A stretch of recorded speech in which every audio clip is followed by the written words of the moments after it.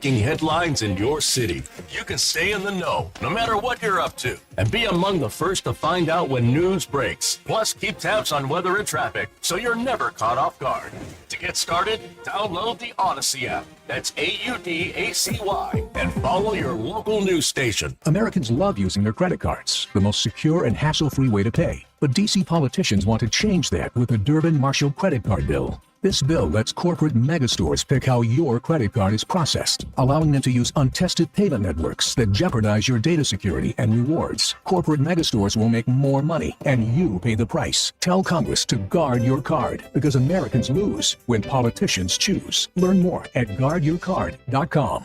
Paid for by the Electronic Payments Coalition. The colder weather is here, and my friends at Hanson's Tree Service want to offer you a 10% winter discount for all tree care scheduled between January and March of next year. Mark Cox here. Call now. Get your spot secured. Also, when it comes to winter plant health care, it's a great time to get one of their arborists over. Have them to prescribe the best treatment options for your trees during the fall and winter season. Tell them you heard Mark Cox talking about it. Schedule your appointment today at hansonstree.com. Ryan Wiggins here from Wiggins America and the Annie Fry Show. One of the best things that's under-celebrated about the holiday season is the time off resetting for the coming year. And boy, do we have a big one ahead. Looking forward to it. Merry Christmas.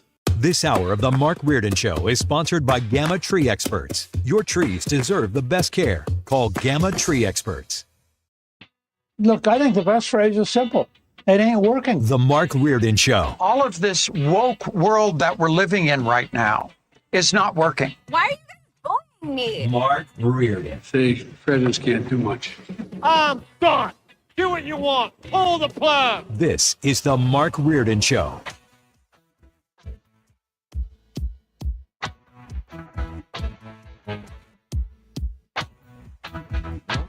Trying to settle in here because we do have some things that are kind of moving and shaking at this very moment. I'm going to try to share those with you as we get rolling here this afternoon, ladies and gentlemen. Sue Thomas is out all week, so she will be back on Monday. Fred is here. Ethan holding down the fort as well, and there's a lot of stuff to talk about. And even, like I indicated, some breaking news. We had the police commissioner. I'm rather shocked by this. We hadn't seen Alvin Bragg.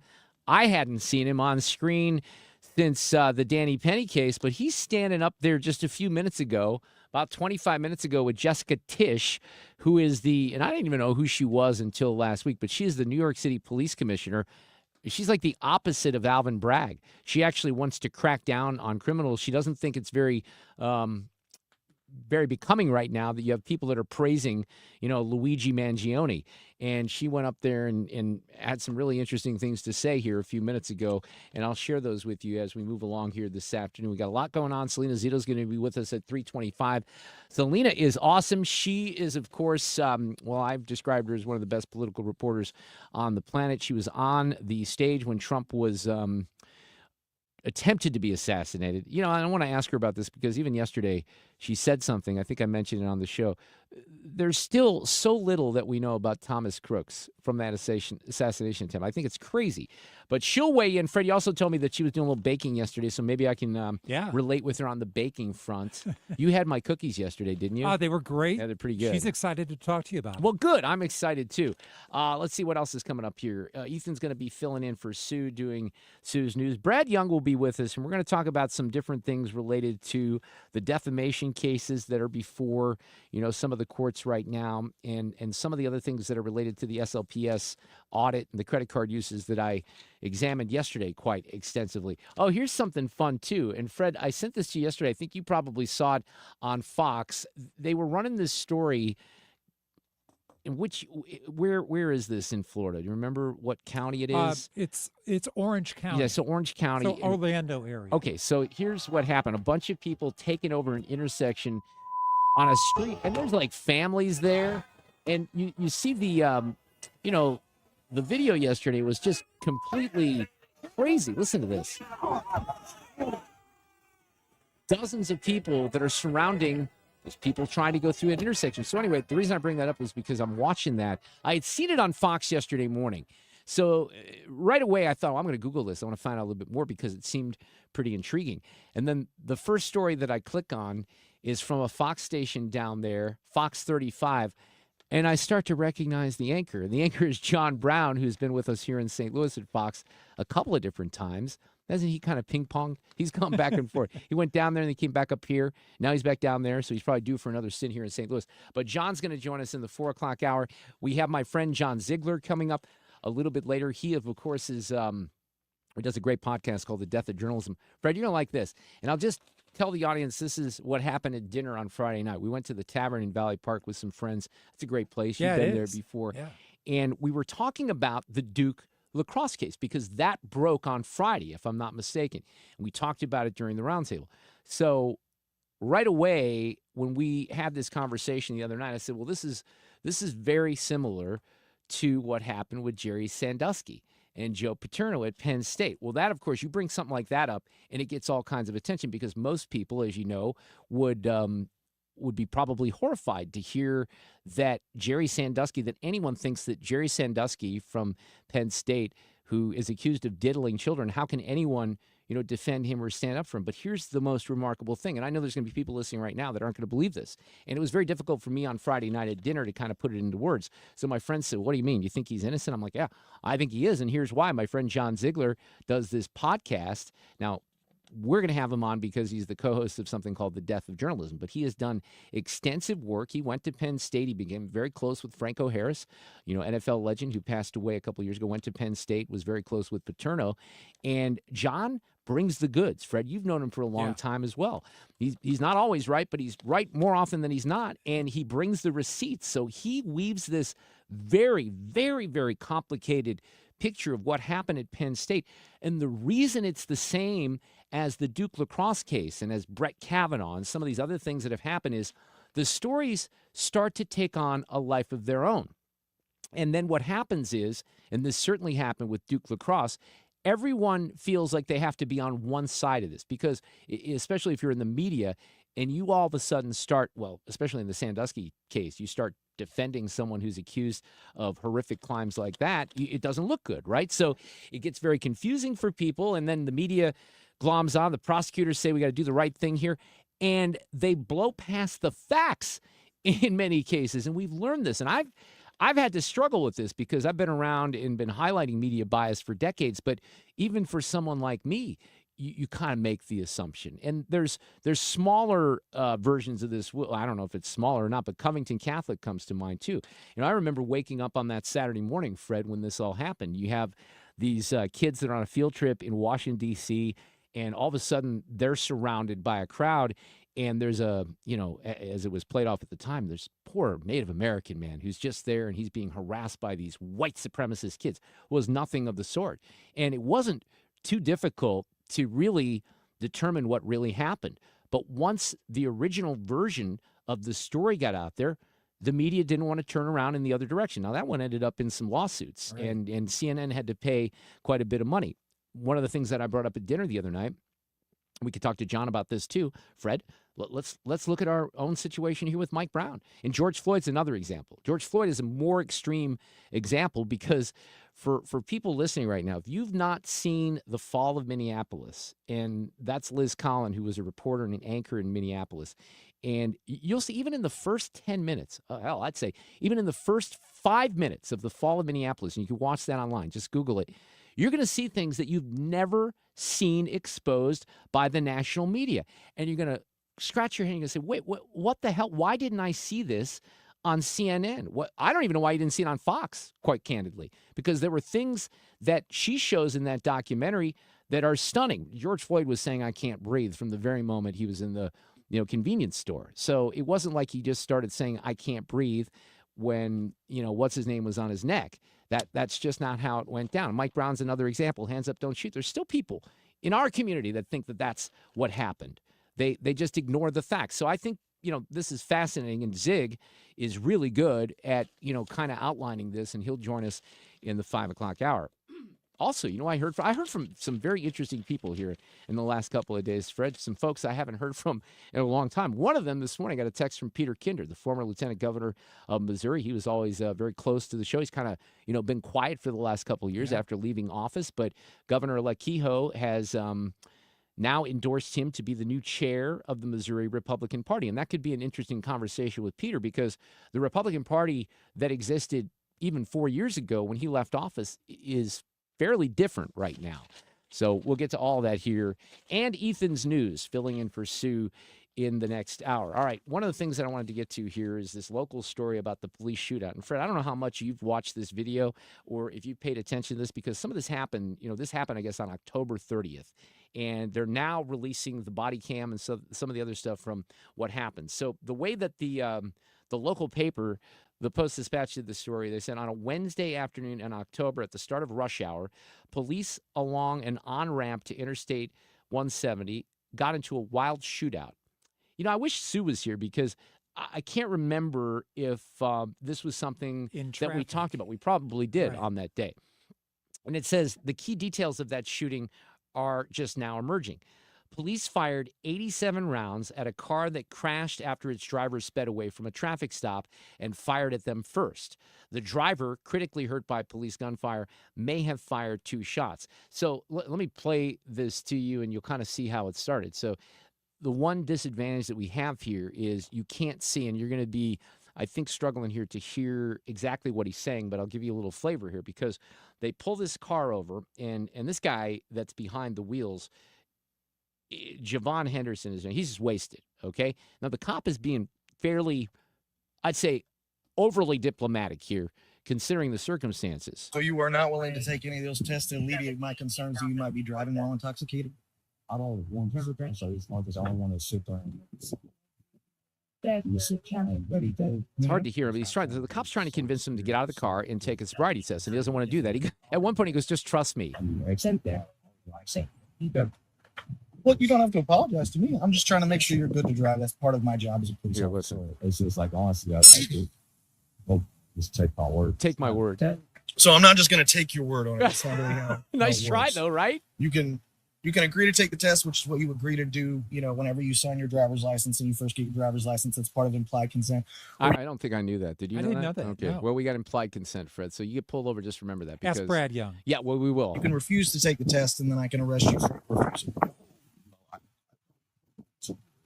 Well, I don't think anybody really wants to get arrested.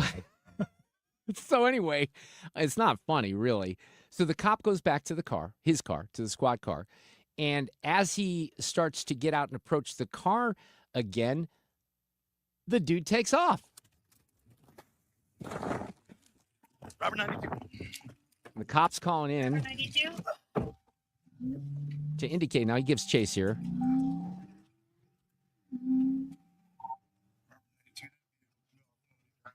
He says he took off on me. The vehicle has been spiked. You hear him say the vehicle's been spiked. But anyway, they chase, and then all of a sudden this happens. I mean, this thing goes crazy, right?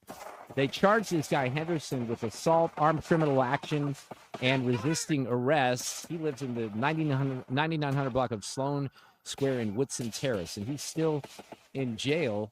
I guess the judge in the case was asked yesterday by the attorney for this dude. Nicole Zellweger is the attorney's name. She wants him to be out of prison, Fred, or jail. Nicole says, you know what? He should be released. Yeah, take her word for it. Right. I think so. Now, she's filing a motion to compel prosecutors to release all the police reports and videos to him. Well, what do you have to see here? Now, here's what I think is happening. Because note how the Post-Dispatch highlighted the number of shots that were fired, right? Well, this is outrageous. I'm sure that's what the attorney in the Post is going to do an editorial about this too. Why would they fire 87 rounds at this guy? They shouldn't have done that. Well, he took off. He was highly intoxicated, and he shot at them. So maybe that's the reason. So the one here it is. If you read down, I don't even get to this part, Fred. You're going to love this. So exactly what I just said here is what they're trying to do. So Ryan Krupp is the defense attorney, all right? And this is what he said.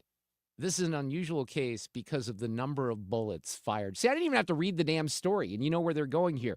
I certainly have never had an officer-involved shooting where there were 87 unreturned shots. It's not normal. Well, you know what else isn't normal? a dude getting pulled over and being completely and totally intoxicated and should not be on the road, and a cop who's being overly friendly and I think pretty cooperative with the dude considering the circumstances, and then he takes off and he also shoots at police. That's not normal either. So I don't really care if there were 187 shots that were fired. I don't care. It seemed like it was in an area where there wasn't, crossfire to where somebody would be would be hit. I think we'd have to find out a little bit more about that, but I don't care. So then here again, we're going to have the Post-Dispatch fighting for a criminal, right? This is what they do. They don't care about the cops.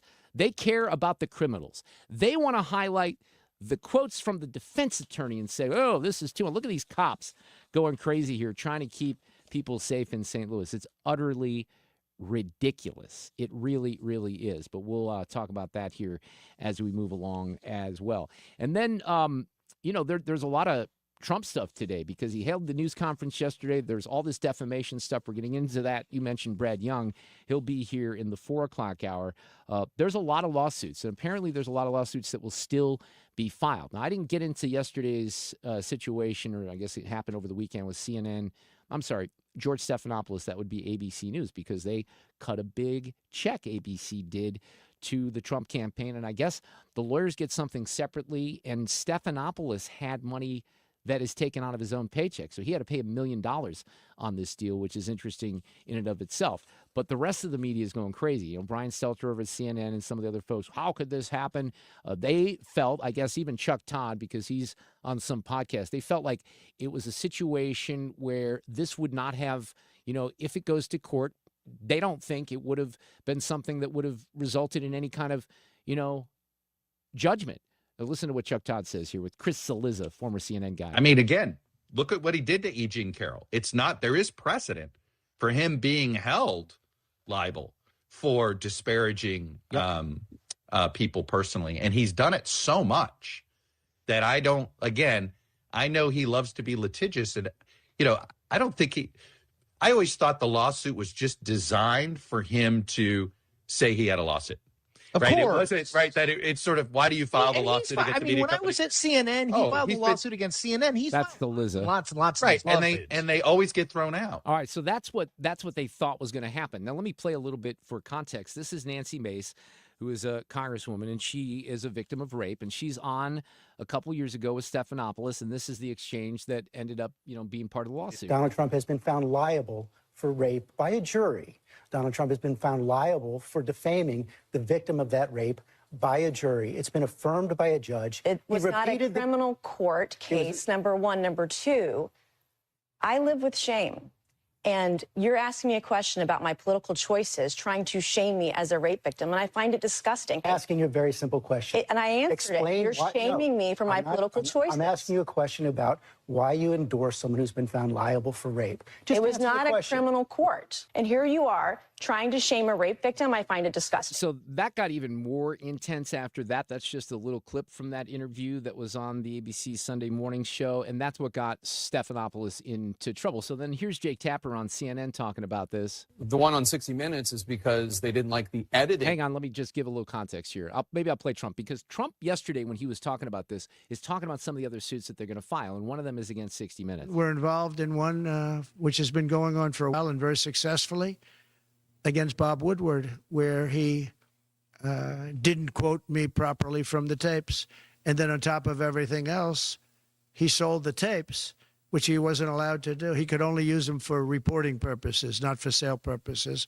And he admits that. Interesting. And I think we'll be successful on that one. So then there's the CNN, the 60 Minutes thing. When we talked about this during the campaign where there was selective editing. So on that, this is where Jake Tapper weighs in. The one on 60 Minutes is because they didn't like the editing that had been done to the Kamala Harris. Kamala Harris. Yeah. I mean, this is wildly ridiculous. Wildly ridiculous is what you, Jake Tapper, and CNN and the legacy media does on a regular basis. So are they shaking in their boots a little bit? Yeah. Well, they should be, because they lie so much. And we're going to cover that as we move along here this afternoon. We've got Salena Zito coming up next.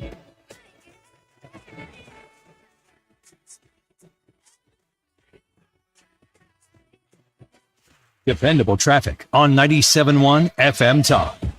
For the most part, things are moving okay out there. Some slowing on 270 southbound past Olive down to 64. Northbound side from Dorset up to 70. 170 southbound slow Forest Park Parkway to 64. 55 southbound fills in Broadway to Bates. Bayless to Lindbergh. Your 64 westbound delays take you from Kings Highway to Big Bend. 67 to 270. Eastbound side from Mason to 270. 170 to Big Bend, then over the Poplar Street Bridge. From the Cordell and Cordell Domestic Litigation Firm Traffic Cam, I'm Trent Erickson with traffic on 97.1 FM Talk.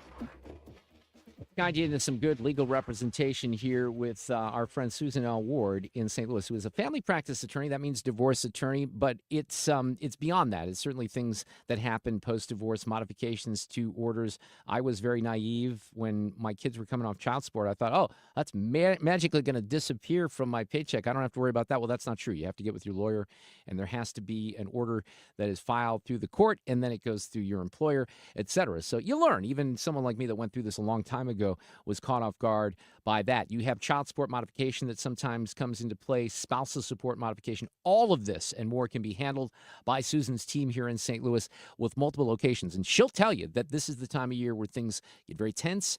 Right after New Year's, they'll get swamped with calls. My advice, which would be her advice as well, I'm confident, is don't put that call off. Get ahead of it. Make the call right now. You can do it easily from her website, stlfamilylaw.com. There's a confidential consultation form. They'll get right back to you. Susan L. Ward, the focus on family law, the emphasis on you, stlfamilylaw.com. Check out Susan L. Ward today. Lifestyles Unlimited member Lisa on how our educators and mentors share their knowledge. The whole Lifestyles Unlimited team is just wonderful, and all the people in it is basically copying what I do so you could be successful. Lifestyles Unlimited. Over 33 years teaching the real estate retirement roadmap. Text the word radio to 88007. That's radio to 88007. Join for just $297 and save 60%. Lifestyles Unlimited. Text radio to 88007. Season for Hardee's handcrafted goodness. Made from scratch buttermilk biscuits pulled fresh from the oven. The return of special traditions like salty sweet candied bacon. And faithful friends like Hardee's cinnamon raisin biscuits gathered near to us and served all day, all season long. From icing drizzled biscuits to savory charbroiled burgers, unwrap the holiday goodness of Hardee's. Find the best deals on the Hardee's app. Items available for a limited time at participating restaurants. Why do the national tax resolution firms need the tiny fine print at the bottom of all their TV ads? Hi, this is Lance Drury with the Lance Drury Law Firm. You don't hear fast-talking disclaimers in our ads because the claims we make are 100% transparent. The Lance Drury Law Firm primarily focuses on one thing, IRS problems, and we're regulated by the Bar Association, and we have a AAA rating with the Better Business Bureau. IRS issues are serious legal issues. The Lance Drury Law Firm has helped thousands of clients navigate the best resolution plans, and we tell you up front exactly how much it'll cost. Tax resolution law is all we do. So before you send money to some out-of-town, high-pressure salesperson, give us a call at the Lance Drury Law Firm, located right here in St. Louis. Call today to schedule your free consultation with me, 314-260-6120, or visit LanceDruryLaw.com. The choice of a lawyer is an important decision and should not be based solely upon advertisements. Attention. Have you racked up $10,000 or more in credit card debt? Are you barely getting by making minimum payments? With credit card debt reaching all-time highs, National Debt Relief is notifying consumers about significant debt relief options currently being made available to help those with overwhelming credit card debt. These options may reduce a large portion of credit card debt for those who qualify. You don't need to declare bankruptcy or take out a consolidation loan, and you may only have to pay back a fraction of what you owe, even if you have bad credit. National Debt Relief has already reduced the credit card debt for more than 550,000 consumers. So don't wait. If you owe $10,000, $20,000, or even $100,000 in credit card debt, you can now take advantage of this financial debt relief as the cost of living continues to skyrocket. To check what debt reduction you may qualify for, call 800-481-4455. 800-481-4455. That's 800-481-4455. Annie Fry here. If you're nearing retirement or already retired, call my friends Thomas Helbig and Bob Kershaw with the Retirement Advisory Group. They'll show you how linking to the market is much safer than owning the market for your retirement savings. They are the official financial advisors of my show. Go to retirementkey.com. It's time for a $98 furnace tune-up. 3:30. This portion of the show is sponsored by Jerry Kelly Heating and Air. Wishing you a very Merry Christmas. Hey guys, Ethan Hannaford, producer for The Annie Fry Show and The Mark Reardon Show here. I hope you all have a wonderful Christmas season and happy holidays to you all. Thank you so much for listening on 97.1 FM Talk.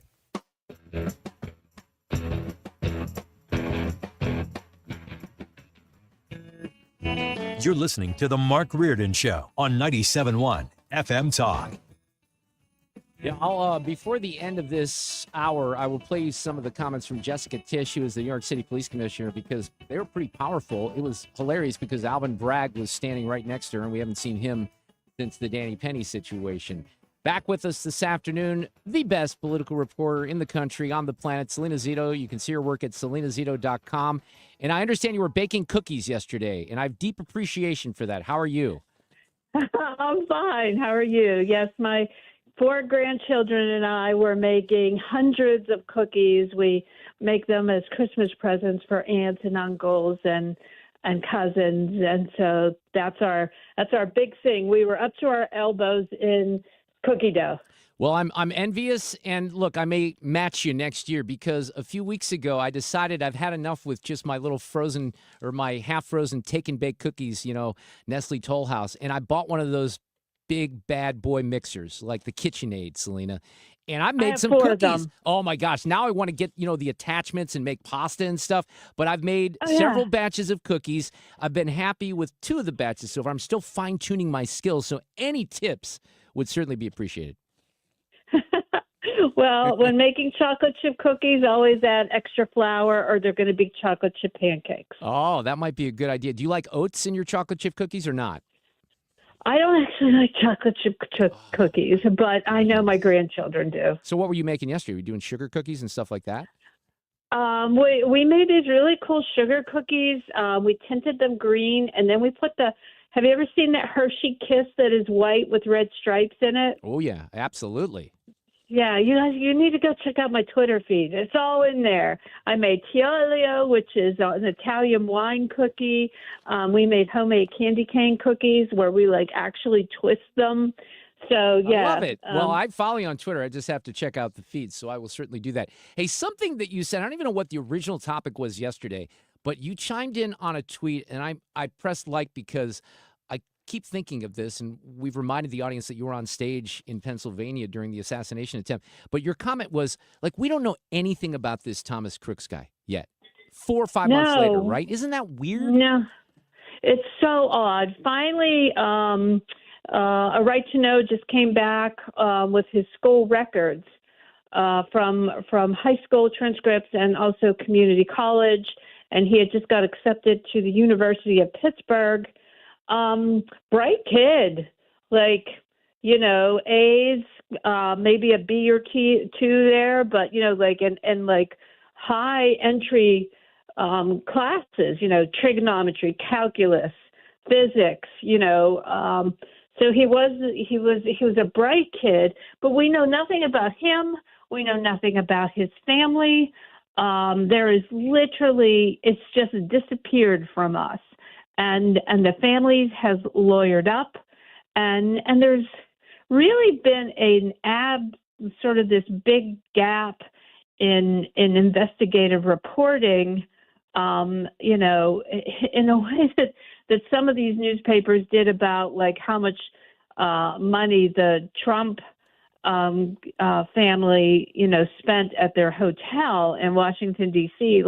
I just wish that these great investigative teams had the resources or the will to look into this guy. Yeah. Right? There's just no will. I would say the local newspapers suffer from the lack of resources.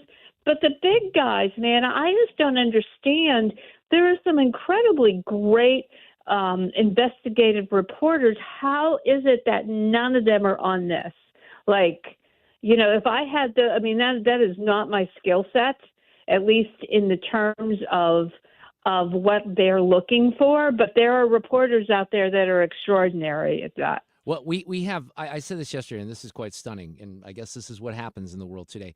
Variety was reporting, one of the Hollywood trade publications, that there's not only one, but there's 2 documentaries already in the works on Luigi Mangione. 2 documentaries in Hollywood. They're going to go, and there's no interest in this case at all on the assassin. And gun control is a thing now again today. Wasn't a thing yesterday, but then you had the shooting in Wisconsin. But it certainly wasn't a thing when Donald Trump was assassinated or attempted to be assassinated. So the gun control claims are very selective. They're not. You don't want gun control when a CEO of United Healthcare gets killed. But if kids get killed, then I guess you do. I'm trying to keep it straight here. Well, there is no consistency on it, and it's actually quite not just disappointing; it's disturbing because you looked at the president was shot. There was not one call for gun control. There was a second attempt, no call for Trump gun control, and now it's the imbalance within my profession and the echo chamber that sort of surrounds it is disturbing and not healthy in a vibrant democracy. Well, let's talk about the incoming president, and there's certainly a different tone, I think, all around Washington. Here's one of the things that he said yesterday. One of the big differences between the first term, in the first term, everybody was fighting me. In this term, everybody wants to be my friend. I don't know. My personality changed or something. I don't know. So what's your take on that? Because, look, all you have to do is kind of listen and keep your eyes open. And people in Washington, even guys like Dick Durbin, are changing their tone just a little bit right now, at least for now, Salena. Yeah, I think, the rush to convict him as some sort of Russian agent was just right out of the gate when he was elected, right? Like there was no holds bar on that, and it is completely different this time. And look, this election is very different. They believed, meaning the press and Democrats and some Republicans, that Donald Trump was a fluke in 2016. It turns out he wasn't a fluke. It turns out the fluke was Joe Biden, largely because of COVID. And so they're realizing that this country is center right, has been. I would argue there's a case to be made that, Barack Obama was a fluke as well. And a lot of that had to do with, the sort of the different qualities that he brought to the job.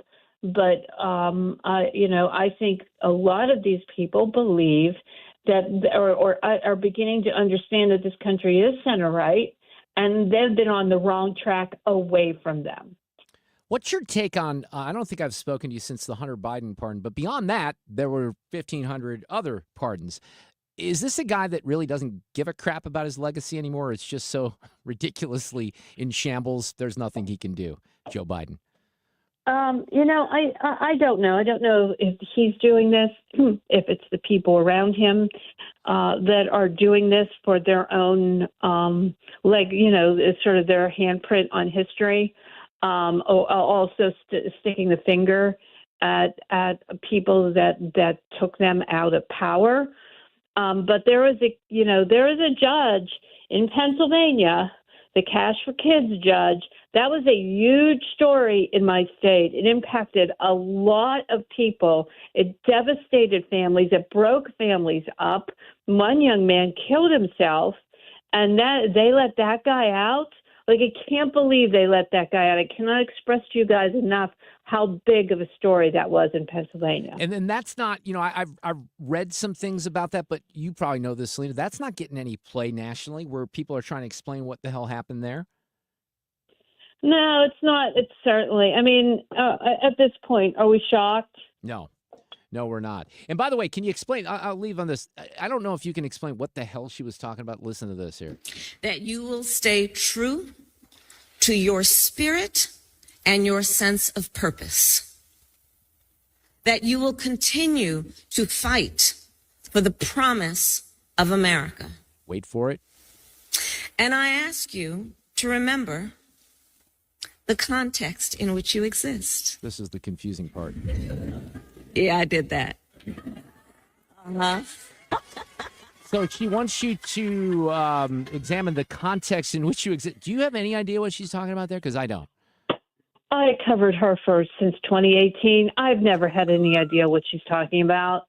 I'm not going to be able to start to figure that out today. It would be a Christmas miracle if you could. I think it's a very California thing, perhaps, or maybe it's just unique to her, but I have no idea what she's talking about. Okay, good. I was just making sure because I thought that I was missing something. And then I'll end on a Christmas note here. And this is not my heritage, but I know that you have a column, I think, that just posted about the Feast of the Seven Fishes with Italian families. And I only know this from the show The Bear, and I think I've seen some music that's referred to this. But this is still a big deal with Italian families, right?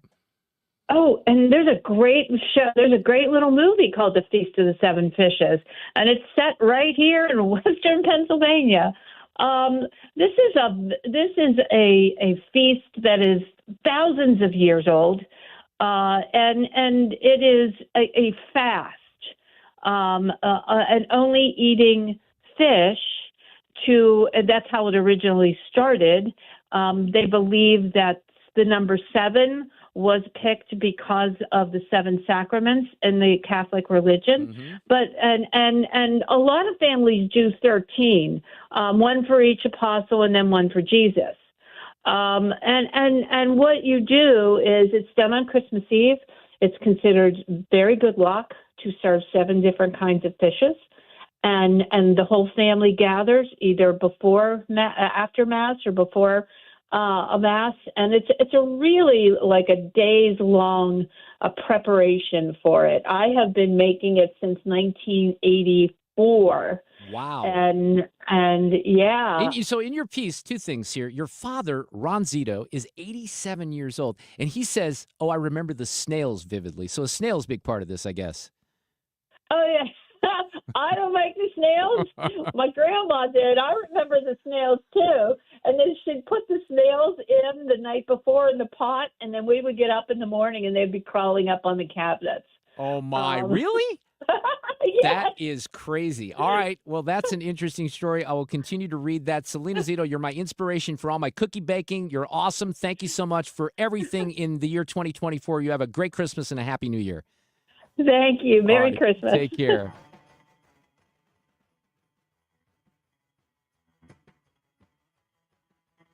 Dependable traffic on 97.1 FM Talk. They're going to have a slow time of it southbound on 270. Spots from Olive to Gravois. Northbound side takes a Manchester to 64. Dorset to 70. 170 southbound, slowing from Page to 64. 70 westbound, slow going past Jennings Station. Then through O'Fallon, you've got southbound side of 55, fills in Broadway to Bates, and then Bayless to Lindbergh, westbound 64. Slow Kings Highway over to Big Bend, then you get it before 67 to 270. Eastbound side from Mason to 270 on the brakes, 170 to Big Bend. Jefferson over the Poplar Street Bridge, getting pretty heavy. From the Cordell and Cordell Domestic Litigation Firm Traffic Cam, I'm Trent Erickson with traffic on 97.1 FM Talk. Count on Steel for Christmas cleanup made easy with the SEA 20 battery-powered handheld vacuum. Now just $99.99. Visit your local Steel dealer today or shop online at steelusa.com. Valid offer for a limited time, only at participating dealers while supplies last. Well, if you're a business owner here in St. Louis and you have IT service that is not with ThrottleNet, you're going to want to change it because they're the best here, not only in St. Louis, but maybe across the country. An amazing under 2-minute response time, which leads the industry. They're very proud of that. And they're going to protect you from cyber threats and make sure that you have all the support that you need when it comes to application systems and security compliance. No client of ThrottleNet has ever paid a ransom, so that's something that they're very proud of. If you go to throttlenet.com, you can find out everything that they do. One of the things that we recommend, and you might hear George Rosenthal from time to time on the show because we call him into service when there's a hack or any kind of cybersecurity threat. He was on a couple of weeks ago talking about these cables that got severed that carry tons of data in the Baltic, and that was fascinating. You can even hear, if you go to throttlenet.com and you put a /971 on there, you'll hear some of the segments we've done with George. But I bring him up because if you invite George to your place of business, he will buy lunch, he'll treat, he'll come over, kind of explain what ThrottleNet does, and you're going to want to go with ThrottleNet. And by the way, no contracts, you can leave at any time. That's how confident they are in their support and what they do here in St. Louis, they don't think that that's a risk because it isn't, because you're going to stay with them. ThrottleNet.com. Again, ThrottleNet.com/971 for a tour of the dark web. In Missouri, farming isn't just a profession. It's a purpose. You can feel it in our 27 million acres of farmland. You can see it in the nearly 41,000 Missourians who work in agriculture. You can hear it at our farmers markets. You can count it in the $93.7 billion it brings our state. And you can taste it at your family's dinner table. A lot of farmers in our state rely on Bayer's tools and inventions because Bayer has a purpose too, to help farmers thrive. Learn more at go.bayer.com/purpose. Paid for by Bayer. Hi, my name is Christina Straight, the owner of Straight Realty, and I'm asking you, what do you want in a realtor? Do you want experience? I've been a broker for over 21 years. Do you want to know how much I've sold? I've sold over $500 million, yes, $1 billion with a B, in sales. Do you want value? I now list properties for only 2%. So, if you're looking for all these things and want the best, then call me 314-441-4444. Why pay more than 2? You can also listen to my podcast on my website, straightrealty.com. Commissions are not regulated and are negotiable. Straight Realty is a licensed broker in the state of Missouri.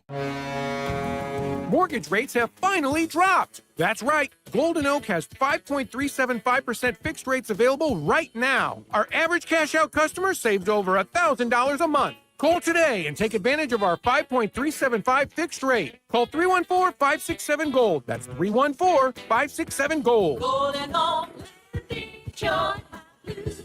5.934 APR. FHA 15-year, 20% equity qualified credit. Additional terms apply. NMLS 114937. The T.R. Hughes Homes for the Holidays display and inventory sale is going on now through the rest of the year. Hi, I'm Jason Hughes with T.R. Hughes Homes, and we have several quick move homes ready for immediate move-in. Save up to $50,000 on a brand new move-in ready home in one of our 4 beautiful communities. Come see why T.R. Hughes is St. Charles and now Warren County's premier home builder. Move-in ready, up to $50,000 in savings, just in time for the holidays. Visit trhughes.com for details. That's trhughes.com. The Mark Cox Morning Show. Wednesday, there's a lot of talk of pardons. How about justice for pro-life prisoners? We'll talk to Genevieve Wood from Heritage at 7:20. Weekdays from 5 to 9 The Mark Cox Morning Show. on St. Louis's home for conservative talk.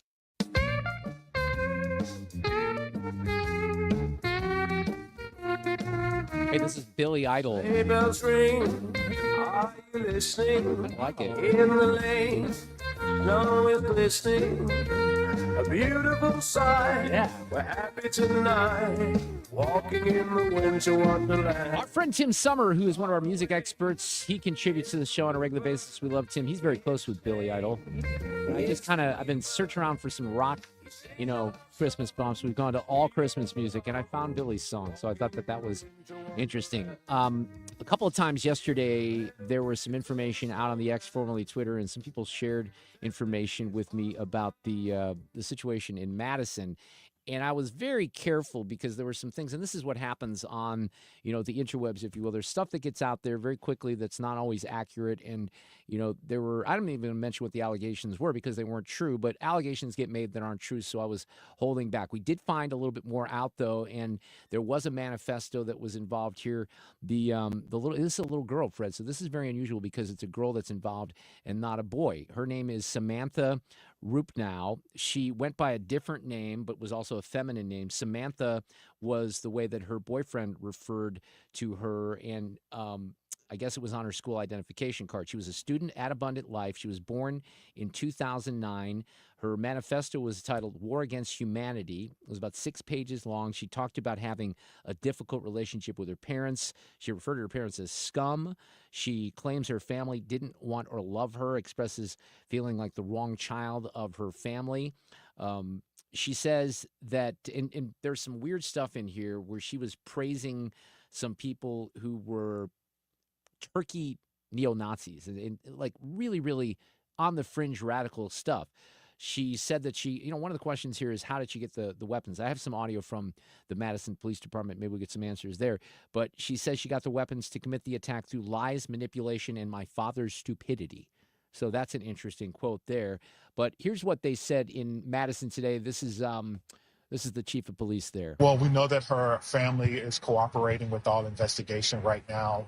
We'll spend a lot of time today going through some items that we took from her house as a result of a search We'll look through her social media, talk to some of her friends, and really try to piece together how a 15-year-old was able to do something like this in such a short amount of time. Look, we've seen parents charged with crimes, and one of the questions is legitimately, how does a girl this young get the gun? Well, if the manifesto is accurate, she did it because she manipulated her parents. But they're going to be on the hook if something doesn't look right here, and maybe that's what happened. So he was asked that. I do not believe that 15-year-olds should have access to weapons that they can bring to school and potentially hurt someone. We also want to look at if the parents may have been negligent. And that's a question that we'll have to answer with our district attorney's office.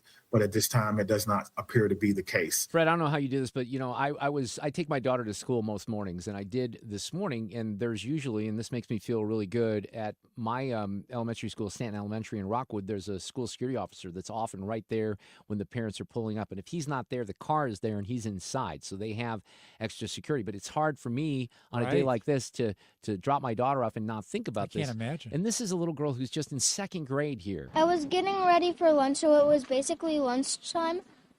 And then I just heard sobbing, and there was a teacher named Mrs. Slater, and she was screaming like, "Ah, my leg, help, help." I don't know if I'm a parent if I let my daughter, do an interview with the media, but, because it's going to be hard enough for these kids to process that. Here's Garrett Tenney from Fox talking about possible motives here. Investigators believe there was a combination of factors that motivated this 15-year-old girl to shoot her teachers and classmates. But for now, they aren't sharing what those different factors are because they are worried that it could jeopardize the cooperation they're getting from some folks involved in this investigation. Is that the parents? Is that other students? They're not saying. But investigators are also aware of a document, an alleged manifesto by the shooter that is circulating online and that suggests she was dealing with a lot of mental health issues. So far, they have not been able to confirm the authenticity of that document, but it is one of several pieces of her digital footprint police are now going through. Yeah, look, I think it's legit, and we'll apologize if it's not, but it is out there. That's some of the stuff that I was reading from. One of the things that she says is that she had planned to commit suicide a long time ago, but felt like committing a shooting was, quote, better for evolution rather than just one stupid, boring suicide. So this is more than a little problematic. And then let me go to New York City here because we probably won't touch on this until after 5 o'clock again, and maybe this is audio cut of the day. Just as I was getting ready for the show today, I look up at the television screen in my office and I see, well, first thing I notice is Alvin Bragg is sitting off to the left of the screen. But Jessica Tisch, who I was unaware of until all this happened with Brian Thompson a couple of weeks ago, but she's the New York City Police Commissioner. And she was super fired up here today about this. Check this out. As DA Bragg said, Luigi Mangione is now formally charged and indicted for murder. And let me be perfectly clear. In the nearly 2 weeks since Mr. Thompson's killing, we have seen a shocking and appalling celebration of cold-blooded murder. Thank you. Thank you for saying this in New York City, of all places. I don't think Alvin Bragg is capable of saying this, but this woman, Jessica Tisch, apparently was. Social media has erupted with praise for this cowardly attack. People ghoulishly plastered posters threatening the CEOs, other CEOs, with an X over Mr. Thompson's picture, as though he was some sort of a sick trophy. And yesterday, the New York Post reported that some extreme activists were circulating a deck of cards with other most wanted CEOs to be targeted for assassination. These are the threats of a lawless, violent mob who would trade in their own vigilantism for the rule of law that protects us all. Let me say this plainly. There is no heroism in what Mangione did. This was a senseless act of violence. It was a cold and calculated crime that stole a life and put New Yorkers at risk. We don't celebrate murders and we don't lionize the killing of anyone. And any attempt to rationalize this is vile, reckless, and offensive to our deeply held principles of justice. So that's a little long for a soundbite.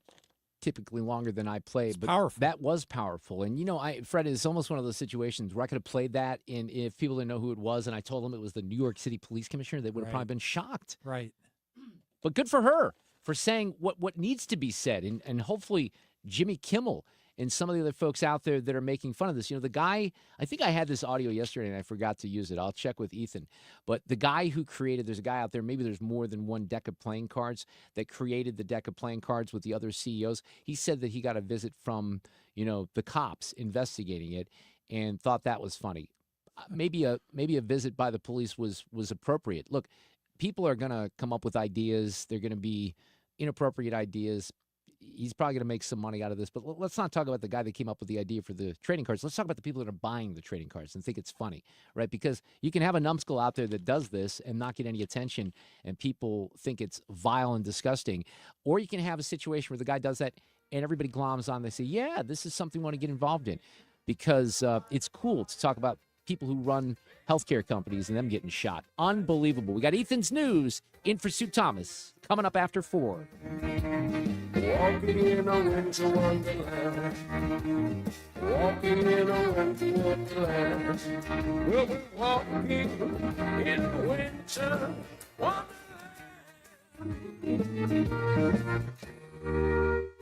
Dependable traffic on 97.1 FM Talk.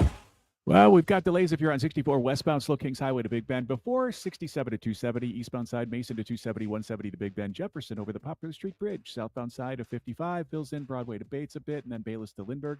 You've got 70 westbound slow past Jennings Station, then through O'Fallon. 170 southbound slow Page down to 64. 270 fills up a bit. Southbound spots from Olive to Gravois. Northbound side from Manchester to 64. Dorset to 70. From the Cordell and Cordell Domestic Litigation Firm Traffic Cam, I'm Tron Erickson with traffic on 97.1 FM Talk.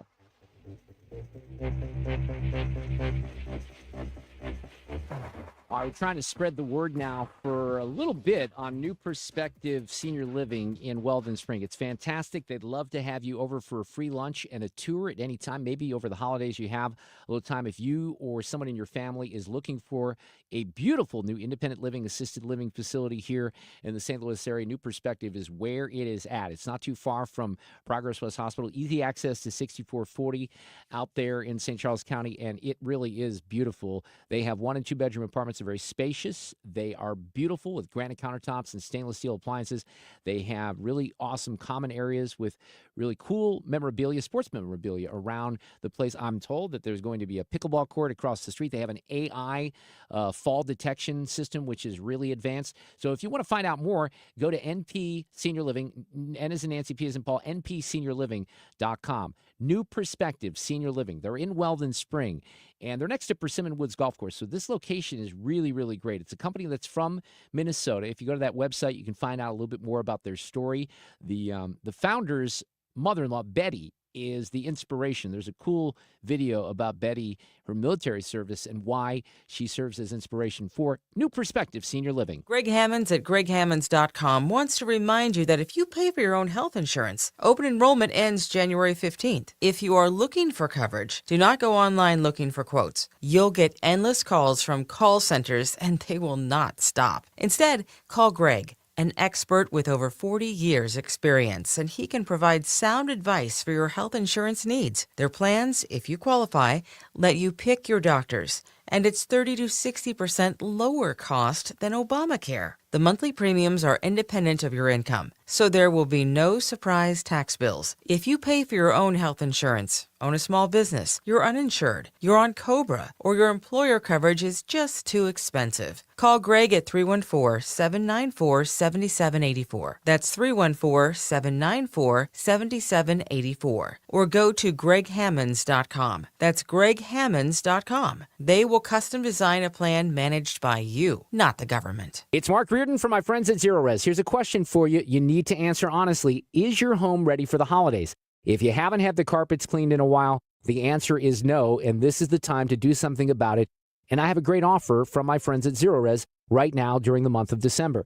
I've had Zero Res in my home so many times over the last decade. Unfortunately, a lot this year because of pet accidents. They can always help you in a pinch. But for some overall cleaning, getting your home ready for the holidays, maybe getting the gunk out of the air ducts, this is a great time to do it. Call Zero Res at 314-474-2020 or book online at ZeroResSTL.com. And the offer, when you mention my name or 97.1 FM Talk for the month of December, 3 rooms starting at $129, $75 off your air duct cleaning package. They have great customer service, a ton of crews, and the legendary 30-day Gotta Love It guarantee. Book your appointment today. You spell it backward or forward, it spells the same. Zero-Res. Call 314-474-2020 or online, ZeroResSTL.com. KFTK FM Florissant. C Station. Not just murder, terrorism. I'm Lisa Brady, Fox News. The man accused of gunning down United Healthcare CEO Brian Thompson in New York City is now indicted on multiple counts, including first-degree murder and second-degree murder as an act of terrorism. This was not an ordinary killing, not to suggest that any killing is ordinary.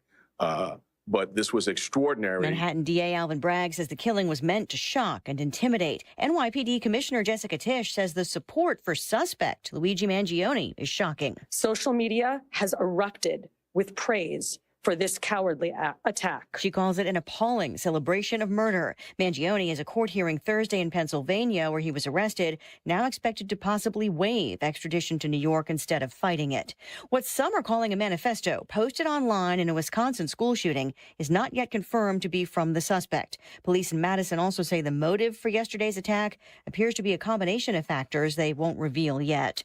A closed-door briefing on drone sightings for the House Intelligence Committee as the federal government continues to reassure the public there's no evidence of a public safety threat. This is lawful, legal aviation activity, manned and unmanned, drones, civil aviation. We've seen nothing that leads us to a different conclusion. Though National Security Communications Advisor John Kirby also tells Fox News the FBI is still following up on about 100 leads.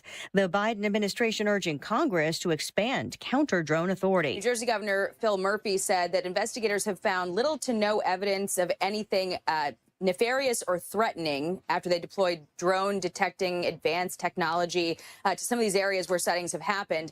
Meantime, the FBI is urging people to stop pointing lasers at these drones, saying that they're getting a lot of reports that they're hitting pilots in the eyes with them. Fox's Jackie Heinrich at the White House. America is listening to Fox News.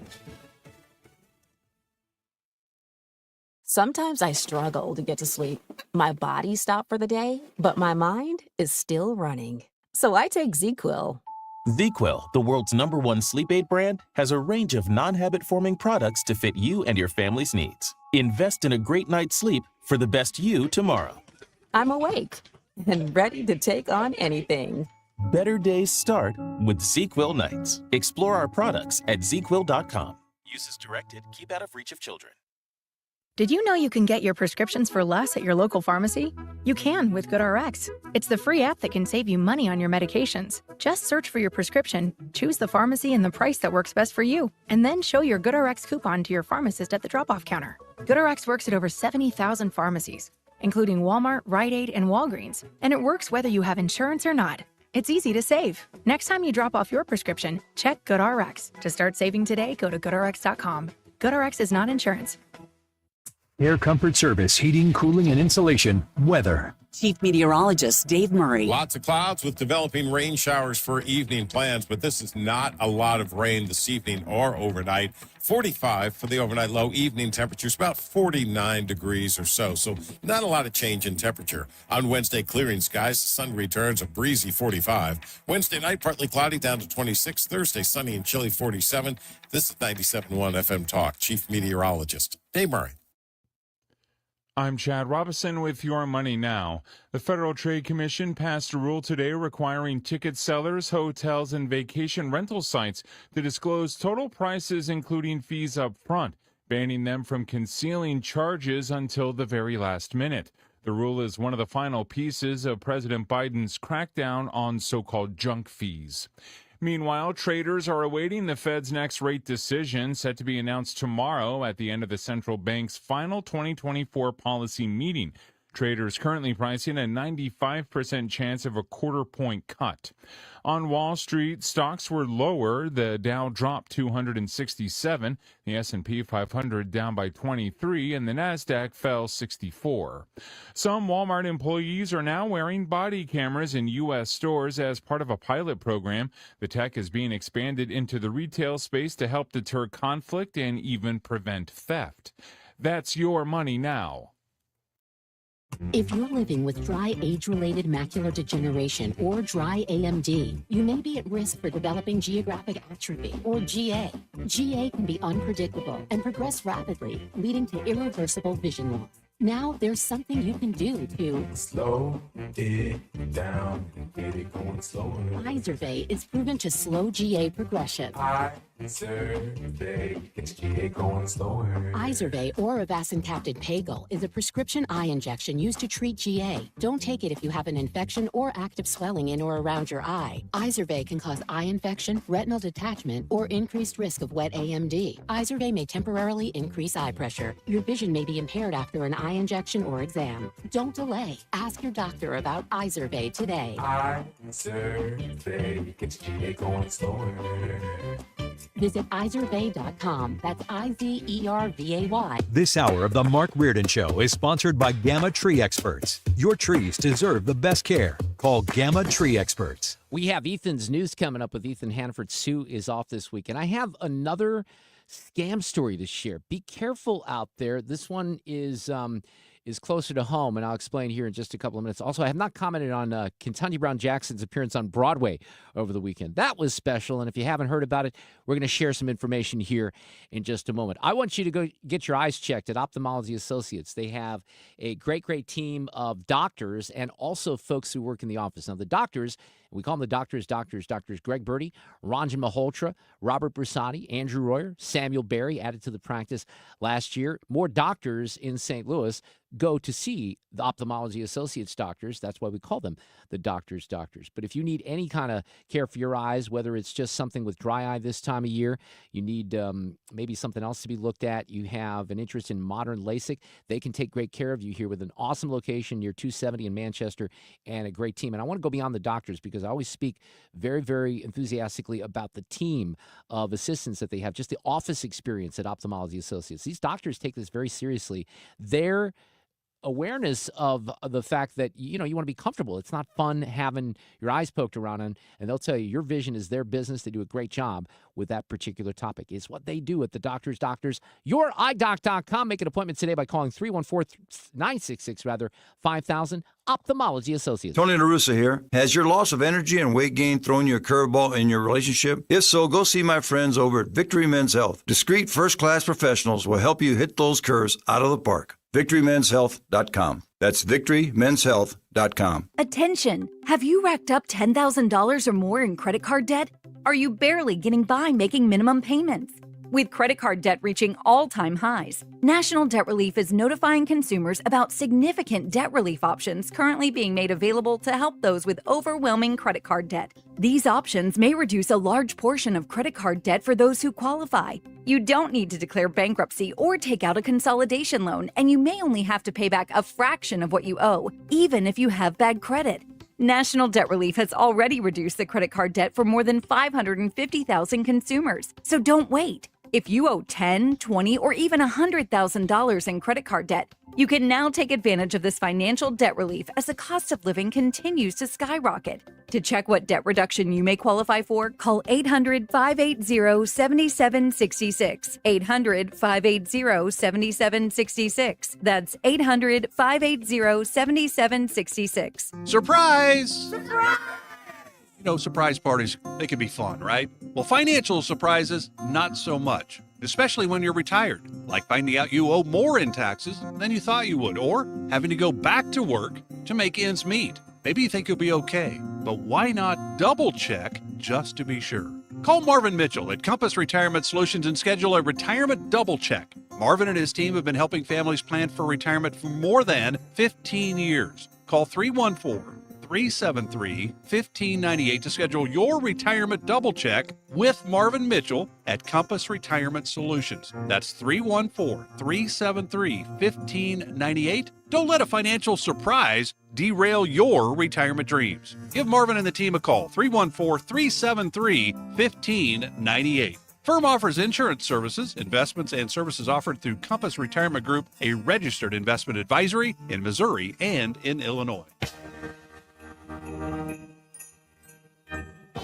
St. Louis is home for conservative talk. You're listening to The Mark Reardon Show. Man, I just discovered this version of this song last week. That's my friend Emily Wallace from right here in St. Louis. No doubt that Darlene Love's version of this is probably the definitive version, and she would go on Letterman's show every year and perform it. But listen to this. This is the Funky Butt Brass Band from St. Louis with Emily Wallace, and she killed it on Christmas. Please come home. Strong voice. Oh my goodness. And she will, I'm just going to tell you right now, she's going to be featured, and the Funky Butt Brass Band will be featured in my Christmas music that I will play a week from tonight, right? This is Tuesday. Christmas Eve is next week in the 5 o'clock hour. Some people have asked me for my playlist, and I'll share that with you. We'll do that online on the Twitter too. So if you're interested in the songs, and I'm taking this very seriously. I'm not going to play goofy Christmas music. I'm going to play really good Christmas music, including some songs that are very near and dear to my heart, and from some folks who I know, like Emily, my friend Anthony D'Amato, who's in a band called Fantastic Cat. He's also a singer-songwriter. Liz Longley, who's a singer-songwriter in Nashville. Barnaby Bright, Fred, you've seen them. Yeah. They are from I Kansas love their City. Christmas music. Yeah, they have a great Becky takes it so seriously, too. She admits that Christmas is her favorite time of year, and she's written a couple of these songs that I'll feature next Tuesday evening are original Christmas songs. And it's tough to nail down like a really good original Christmas song, but I have a couple that I will share with people. So as a, before I get into some stuff, and we have Ethan's news, Ethan is standing by. He's doing a great job filling in for Sue. By the way, have you guys noticed, I just put the thermometer in here, and it says it's 72. So ever since I got my little thermometer, Sue was here last week. I complained, like I sent a picture to Tricia. She says, I'm talking to the building. It's been warm and balmy in here. Maybe even, I'm not going to complain, but maybe even warmer than we would expect it to be. And that's all it took was me taking a picture of her thermometer. I can't explain that. I cannot explain that. So, Fred, you know, and Ethan, you know this too, that I have talked extensively, I would say, over the course of the last year, certainly in the last 6 months, about these scams that are out there. The Washington Post did a great series.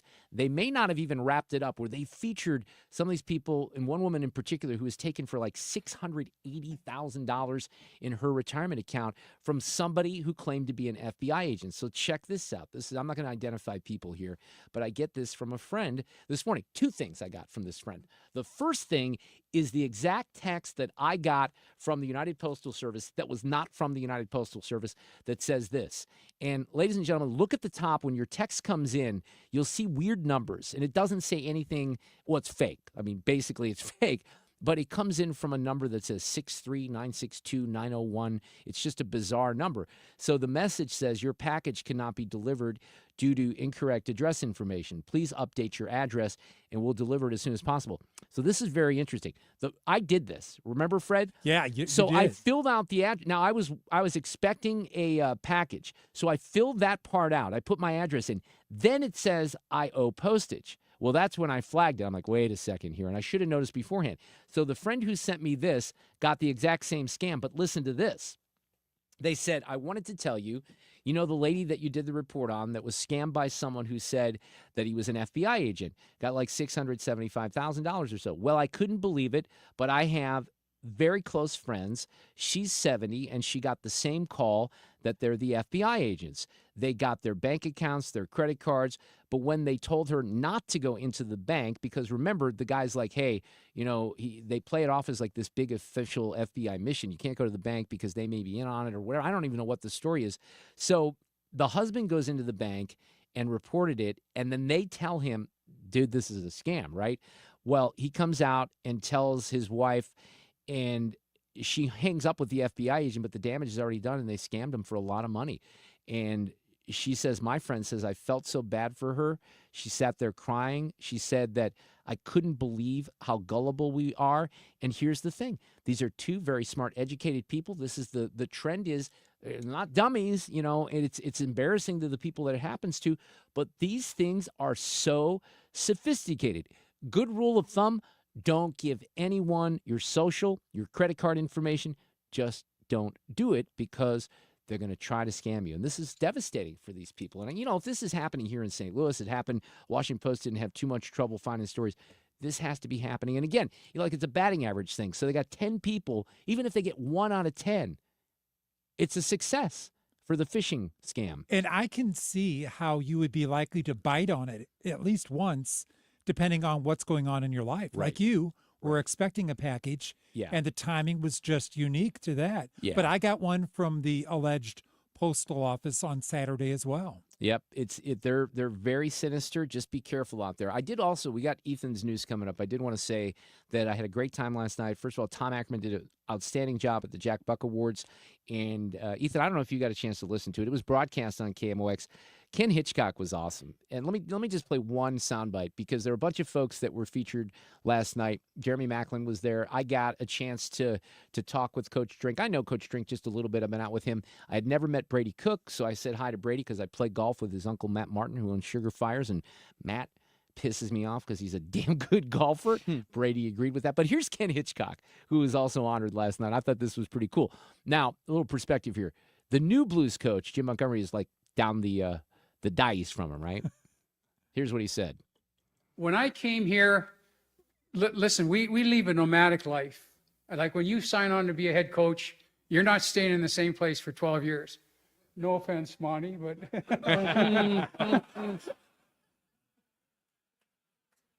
you lead a nomadic life. When I came here, that nomadic life stopped. And it stopped because when you coach in St. Louis and you're involved in sports, it just matters more here. It just matters way more here. And they made it very clear, even though Ken Hitchcock did not secure the Stanley Cup during his tenure, his foundation played a very, very important role in that. Let's do this.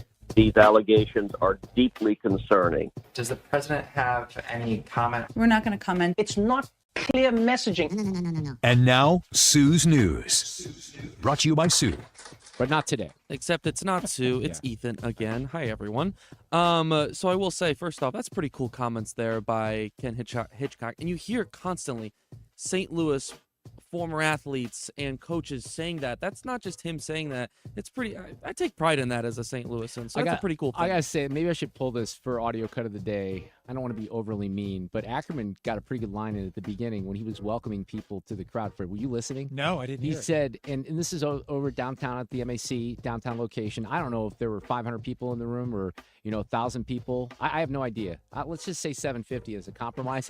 And Tommy goes, hey, there's more people in this room than a Cardinals game in September. Whoa. Ouch. Yikes. There was not a lot of Cardinals presence there last night at all. Like, when I say not a lot, zero. But it was a fun night.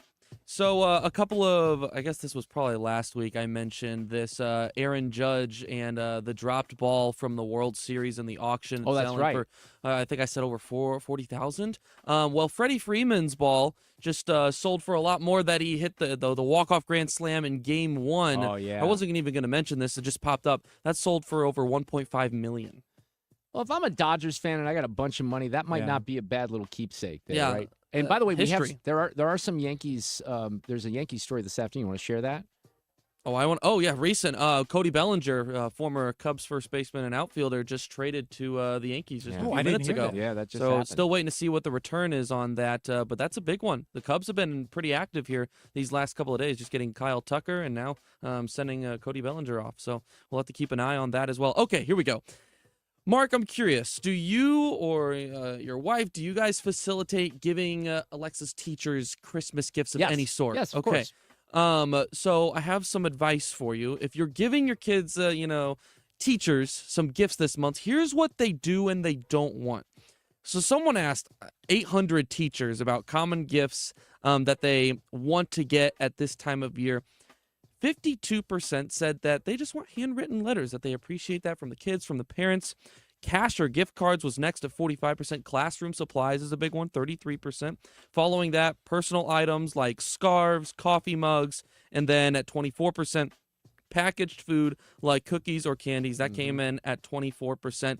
What teachers said they don't want more than anything to be receiving from their kids is booze. So don't give your kids' teachers booze. Okay. Well, that was the number one thing that was on here. So you have to imagine that it must happen a little bit at least. I want to talk about personal items because my daughter is very generous. The teachers always get a Mark Reardon Show t-shirt. I think that's very That's generous awesome. at this time of year, and they love it, and they wear it to class, and it's just very special. So we don't have to make a lot of decisions. No, candidly, it's like a Starbucks, a little Starbucks card or something like that, right? That's what we fun did for the teachers, yeah. Yeah, well, I think my mom used to do always like a Bath and Body Works soap or something like that too. She'd And mix some that in tequila. there. Yeah, no, that's what we're talking about. No, Mark, no. So there's something that I think we probably could all say that we experience at least at some point in our lives around the holidays, and that is receiving gifts that don't necessarily hit for us, and we're kind of like, oh. But they're not really from people that we can say, oh, what is this? Or I don't really want this. Yes, this does happen over the years. This does right? happen on the occasion. A new survey asked people for their go-to responses when they receive something like that they don't like. And here are the top 10 things that people say. Number 1, thank you for thinking of me. That's 27% of people usually say something like that. 23%, I love it. That's a lie. Yeah, that's a lie. They'll lie. 3%. Number 3. I really appreciate this. That's 21%. Number 4. This is probably my favorite one. You shouldn't have. That's followed by what a thoughtful present. What a great present. You're too kind. 8, 9, and 10. It's the thought that counts. That one kind of makes it pretty obvious. I feel like though when you bring in like the thought that goes along with it. It's so unique. And where did you get this? Meaning, I feel like the implication with that one is, do you still have the receipt? Yes, I think you're right about that. The survey found that avoiding eye contact is the clearest sign of gift dissatisfaction, followed by putting on a fake smile, changing the tone of your voice, or talking too much about how great the gift looks. So keep an eye on that one, gentlemen, as the holiday season approaches very quickly. Mark, what do you say? Well, I mean, believe it or not, Fred, I try to keep my mouth shut. That's one of the only circumstances. Just silence? Yeah, You just well, don't no, talk? but I mean, what are you going to do? If you get a gift that you're not crazy about, what do? You re-gift it. I think that's the answer. I usually say, thanks, Mark. Oh, good But response. loaded. Dagger. Yeah. A dagger here. I was thinking about this. How do I respond to this earlier? And I feel like I'm probably not pretty good at it because I can think of several situations in my life where people have said, do you like it? I'm like, yeah, no, I do. But clearly they noticed something that made me not be super satisfied with the gift in the first place. So I need to take this advice myself, I think. Well, my own daughter, and I wasn't afraid to tell her this, but she went shopping last year. I think Hannah Gibbs took her because Hannah, that's sweet. who's on Y98, and Hannah used to work here at 97.1. She started a couple years ago hanging out with Alexa, and Alexa likes to play girly girl with Hannah, and they go to the mall and everything. And Alexa got me a blues hat last year. But I didn't like it, and I told her I wanted to return it, and she refused to let me return it. No, Daddy, you're going to wear it. I'm like, and I never wore it once, right? Because I didn't like it. But she would not let me return it. That's how it goes for my dad pretty much every year with my mom and buying her clothes. I'm like, Dad, you got to stay away from clothes because everything gets returned. So on the occasion when she does have a piece of clothing that she does like, we're all like, hey, Dad, you did it. Good job. See, I'm pretty good at, picking things out for Becky and for Alexa. Even my boys, I can buy clothing for them. That's kind of where I head with Christmas gifts because I tend to have a little bit of success with that. At least I think I do. I mean, they're not telling me the thought that counts, right? Who knows? They're fooling you. Yes, they're exactly. probably really good at that. A recent poll asked 2,000 Americans which major Christmas traditions they'd be open to getting rid of. Number 1, sending Christmas cards. Do you guys do Christmas cards? I do not. Yeah, no. Every year I think Becky's like, I'm going to make a Christmas card at Walgreens and take these pictures, and then we never send them out. So no. So my wife and I actually did them this year just to like our closest friends, just because we did wedding pictures his first year together. But I don't know if that's going to be something that continues. Timing every freaking So time. I guess, Ethan, we're expecting it from you. Yeah. They're on the way. Here's what I'd say, and I know we still have a week till Christmas, but this is easy to say anecdotally because your memory is more recent, but I don't remember a year where I've gotten fewer Christmas cards. I think a lot of people have finally said, it's okay, falling off. Yeah. I just got a really nice one from David Klein. Did you get that one with his 4 sons? Apparently, I'm not on his list, Fred. No. I guess mine must have gotten lost in the mail. I'm not Yeah. sure what happened there. Number 2, ugly Christmas sweaters. Yeah, drop them. I'm good without them. Gift giving was number 3. Gift giving. That really away with surprised it? me. Right. Yeah, get rid of that. Right, but every person that wants to ban gift giving is not going to say anything about gift receiving, right? Everybody loves that Amen part to of the that, game. brother. Amen to that. Number 4 was Secret Santa gift exchanges. Now I can back this one. I feel like there's so much pressure with like getting the right gift that someone's going to absolutely love when it comes to Secret Santa. It brings a lot of pressure. Yeah. They can be fun, though. I mean, families do Secret Santa, and I've had some fun with that over the years, but I get it. Number 5 was Christmas music. Was a little bit surprised by that one.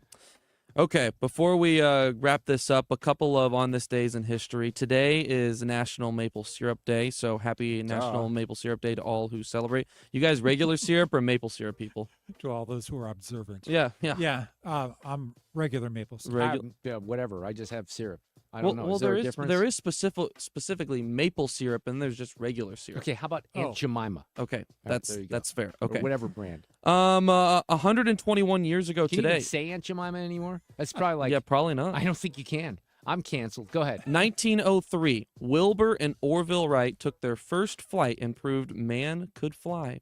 121 years ago today. 35 years ago, we have some audio for this, Mark. In 1989, The Simpsons debuted on Fox. I think what's even more amazing is it's still running strong. Right? Season 36, last fall, just a couple months ago, That's premiered. insane. And I think what's just as impressive is how much they've been able to predict correct throughout their history in that as well. They Okay, have had a lot of success there. Yeah. to wrap up Ethan's news for the day, our random fact of the day. Hostess made potato chips with orange, cherry, and grape flavors in the 1970s, and they unleashed them in Canada. And yes, they did fail miserably. Yeah. I wonder why. That one's kind of mysterious. Thank you, Ethan. Doing a great job with Ethan's news. Fred, are you happy with Ethan's news? Oh, since you don't have to do it? It's wonderful. That's why he's most happy. Brad Young coming up. Oh, listen to this. Emily Wallace. She's from St. Louis. She kills it on this song.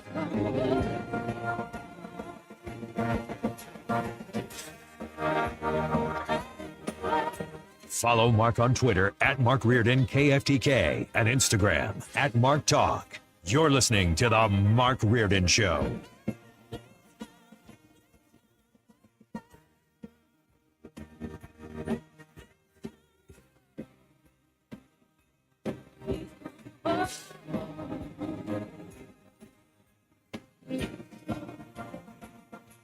Dependable traffic on 97.1 FM Talk.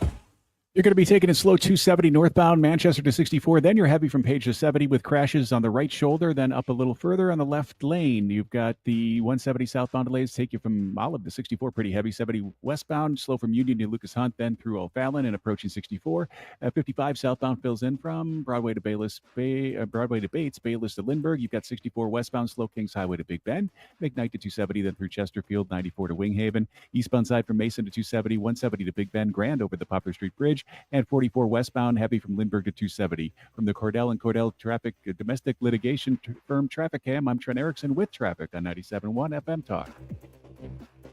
All right, let's get you on a better path through nutrition with a local company here in St. Louis, and that's Neil Viton. It is a company that is, it's right from across the river. It was Dr. Ken Ribicki who came up with this formula and kind of expanded it many years ago. He felt like he was getting into his 50s. There was nothing on the planet quite like it. So why do you take vitamins? Why would you take a multivitamin, especially as you are aging? Well, vitamins can help slow down the wear and tear on cells that occur with age. That's one of the reasons that I take Neil Viton vitamins, because I'm always worried about that because I'm mainly one of the most vain people on the planet. But vitamins help with fighting infections, building strong bones, regulating hormones. It's a smart thing to do. Even affects your vision. Could affect your vision. You want to make sure, even if you eat well, that you fill nutritional gaps, and Neil Viton can help you do that. And some of the money from the proceeds of Neil Viton vitamins here in St. Louis goes to cancer research. Get started today. I always recommend the subscription. You can sign up. You can cancel or pause at any time. You save money. They'll get you signed up for the Neil Viton Nutrition newsletter as well. Get started today. Tell them that we sent you over. NeilViton.com. That's NeilViton.com. Hey, St. Louis, are you in search of top-notch cybersecurity solutions? Look no further. ThrottleNet is here to help. Ransomware attacks are on the rise, putting businesses like yours at risk. Don't let cyber criminals jeopardize your hard-earned success. ThrottleNet provides comprehensive cybersecurity services tailored specifically to your unique needs. Our award-winning customer service provides 24/7 protection to keep your data safe and secure. Take charge of your digital security today. Protect your business, protect your future. ThrottleNet.com, your reliable partner in cybersecurity. Have you racked up $10,000 or more in credit card debt? Are you barely getting by making minimum payments? With credit card debt reaching all-time highs, National Debt Relief is notifying consumers about significant debt relief options currently being made available to help those with overwhelming credit card debt. These options may reduce a large portion of credit card debt for those who qualify. You don't need to declare bankruptcy or take out a consolidation loan, and you may only have to pay back a fraction of what you owe, even if you have bad credit. National Debt Relief has already reduced the credit card debt for more than 550,000 consumers. So don't wait. If you owe $10, $20, or even $100,000 in credit card debt, you can now take advantage of this financial debt relief as the cost of living continues to skyrocket. To check what debt reduction you may qualify for, call 800-481-4455. 800-481-4455. That's 800-481-4455. Here's another great reason to use the United States Postal Service this season. Your boxes are wrapped and the gifts are in. Our employees are ready. Let the holiday ride begin. Let's start with the price. It's easy to manage when you ship with the reliable USPS Ground Advantage. In just a few days, it's sure to arrive. We're working nonstop to keep the spirit alive. USPS Ground Advantage, the affordable and reliable shipping solution for the holidays. Visit USPS.com/advantage. It's time for a $98 furnace tune-up. 4:30, this portion of the show is sponsored by Jerry Kelly Heating and Air. The minds and voices that shape America are talking here. This is Brian Kilmeade. This is Griff Jenkins from Fox News. This is Jimmy Fallon. Stream it on the Odyssey app. 97.1 FM Talk. 97.1 on the Odyssey app on your phone.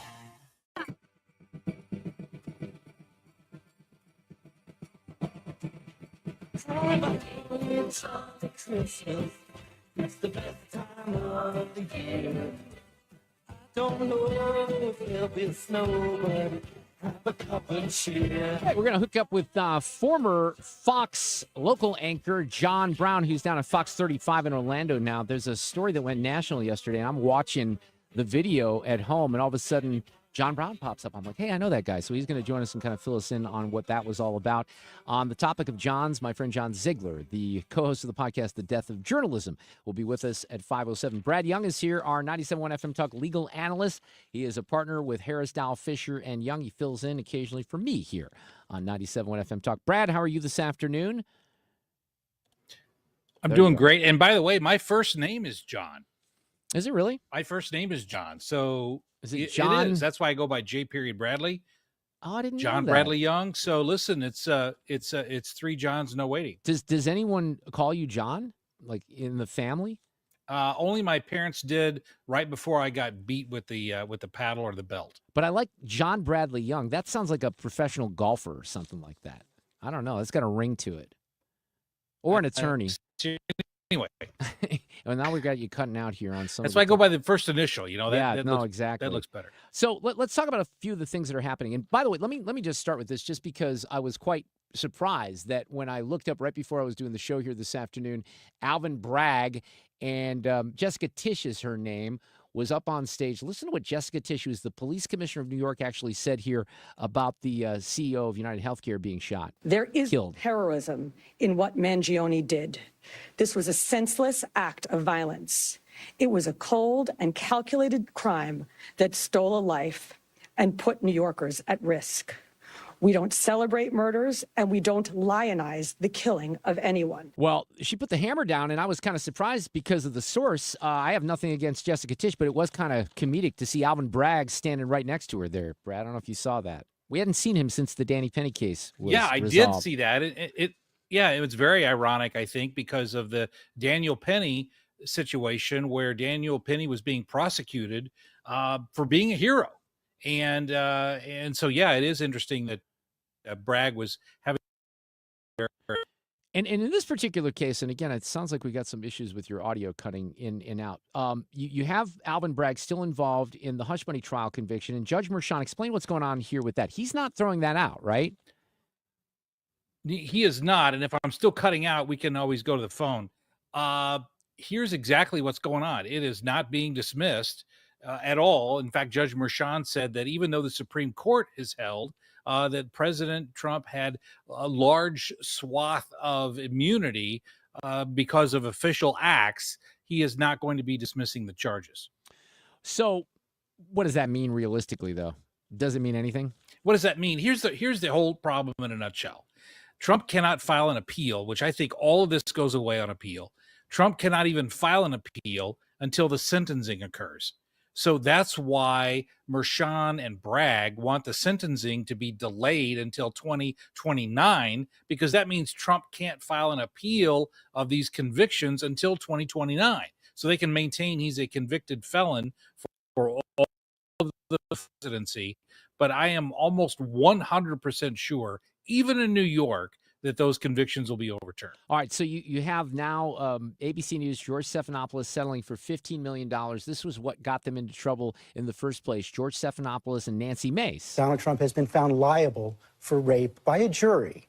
Donald Trump has been found liable for defaming the victim of that rape by a jury. It's been affirmed by a judge. It was not a criminal court case, number one. Number two, I live with shame.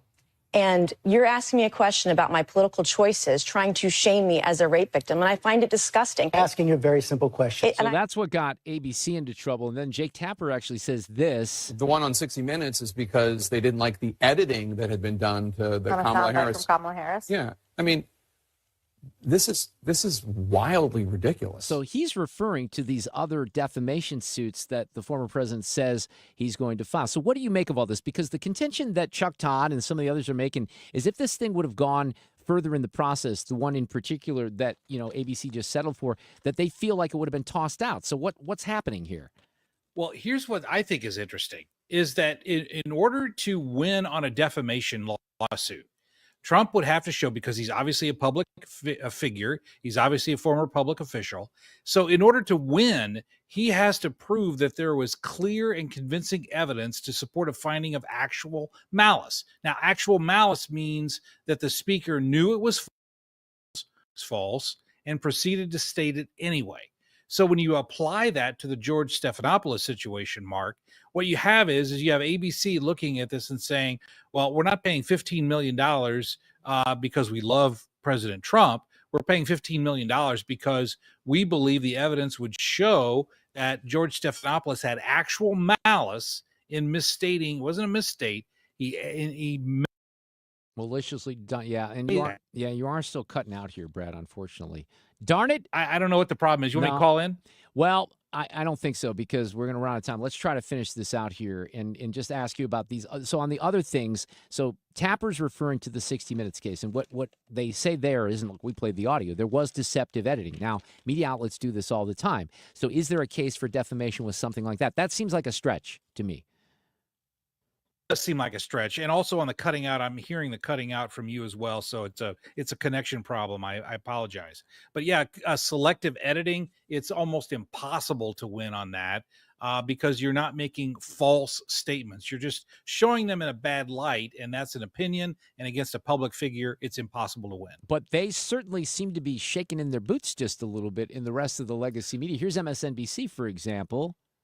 Press is in a difficult position. Everyone understands that. That doesn't change the obligation to be straightforward and objective when it comes to Donald Trump. I would just say, this feels like it has a real chilling effect. Shout out to the standards department. Okay, standards is always making sure that we are keeping the bar high and substantive and accurate.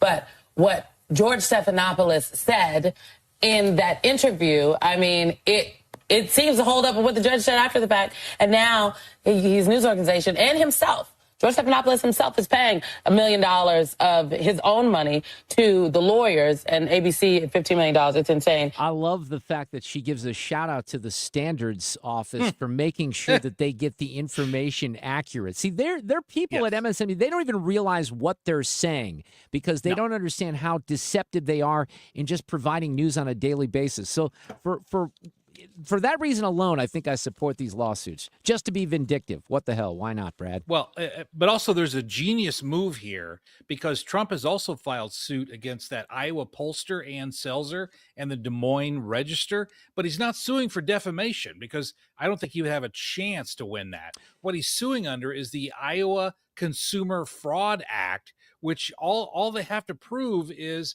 that there was a misstatement and there was damages. It doesn't have to prove any malice of any kind. I think that lawsuit is so creative that could actually be a template for additional litigation to get around the entire malice That issue. is very interesting because that's the one that seems like one of these things is not like the other, but that makes a little bit more sense the way that you just described it right there. Brad Young, always great to have you on. I really appreciate it. Hey, we had a great room last night at the Jack Buck Awards with lots of Mizzou folks. Coach Drink and Brady honored. It was really cool. You would have appreciated that for sure. I would have. All right, Brad. Sorry we'll I couldn't talk. be there. Yeah, take care. We'll talk soon. Everyone you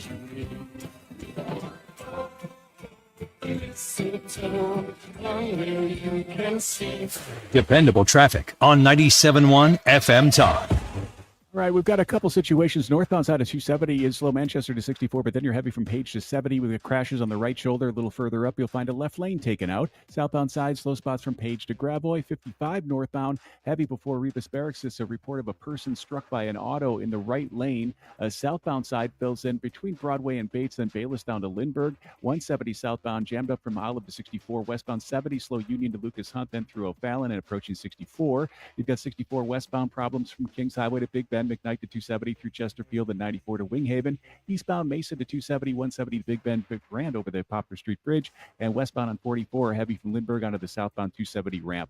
From the Cordell and Cordell Domestic Litigation Firm Traffic Camps, I'm Trent Erickson with traffic on 97.1 FM Talk. Thank you, Trent. Let me do something a little unique here. I'm going to talk about the Missouri Athletic Club and the Jack Buck Awards last night. I haven't played this audio yet, so let's feature a little audio. This is Brady Cook, the Mizzou quarterback. Very, very humbled last night in getting his award. I've been getting the question a lot. How do you see your legacy? What do you want your legacy to be? It's simple for me. I want to be remembered as a leader on the field, in the community, in the locker room. And second, I want to be remembered a winner. Someone who left Mizzou better than they found it. Someone who brought success back to a program. And someone who carried out their dream. The story isn't quite over yet. We're still chasing 10 wins this year. You guys have heard it tonight. We play in the Music City Bowl in Nashville. It's going to be fun. We're looking forward to it. It is going to be fun. And what else is fun is the way the Missouri Athletic Club just really, really puts the focus on St. Louis as a great, great sports town every year during these awards, the 55th annual. Really, really amazing. And one of the things that we do at the MAC is we have a sports foundation which encourages the recognition of achievements in the field of athletics and tries to help the community and some of the folks in the community, like building a new gymnasium floor for Coach Irons at the Youth and Family Center. It was a great night last night downtown. You can always find out more about the MAC at mac-stl.org. In Missouri, farming isn't just a profession, it's a purpose. You can feel it in our 27 million acres of farmland. You can see it in the nearly 41,000 Missourians who work in agriculture. You can hear it at our farmers markets. You can count it in the $93.7 billion it brings our state. And you can taste it at your family's dinner table. A lot of farmers in our state rely on Bayer's tools and inventions because Bayer has a purpose too, to help farmers thrive. Learn more at go.bayer.com/purpose, paid for by Bayer. The T.R. Hughes Homes for the Holidays display and inventory sale is going on now through the rest of the year. Hi, I'm Jason Hughes with T.R. Hughes Homes, and we have several quick move homes ready for immediate move-in. Save up to $50,000 on a brand new move-in ready home in one of our 4 beautiful communities. Come see why T.R. Hughes is St. Charles and now Warren County's premier home builder. Move-in ready, up to $50,000 in savings, just in time for the holidays. Visit trhughes.com for details. That's trhughes.com. If you have unfiled taxes or are in debt to the IRS, this is important news. Did you know the IRS has programs specifically designed to help people struggling with tax debt? Powerful tax assistance programs that can save you thousands if you qualify. No one knows these programs better than the experts at Optima Tax Relief, America's most trusted tax resolution firm, A-rated by the Better Business Bureau. Their award-winning team of tax attorneys and licensed professionals have resolved over $1 billion of tax debt for their clients. chance. One call to Optima can start the process, helping to end your worries about wage garnishment, asset seizure, and other IRS actions. Make sure you're getting the best options to solve your tax problems. Call the experts at Optima today for a free confidential consultation. Call 800-987-6122. 800-987-6122. 800-987-6122. Some restrictions apply. For complete details, please visit OptimaTaxRelief.com. The Mark Cox Morning Show. Todd Pyro, why if Kilmeade get to do one of those promos for the station? Am I not important enough? Management did talk to me. They felt like you weren't cool enough. Wow. It's harsh. The Mark Cox Morning Show. On St. Louis's home for conservative talk.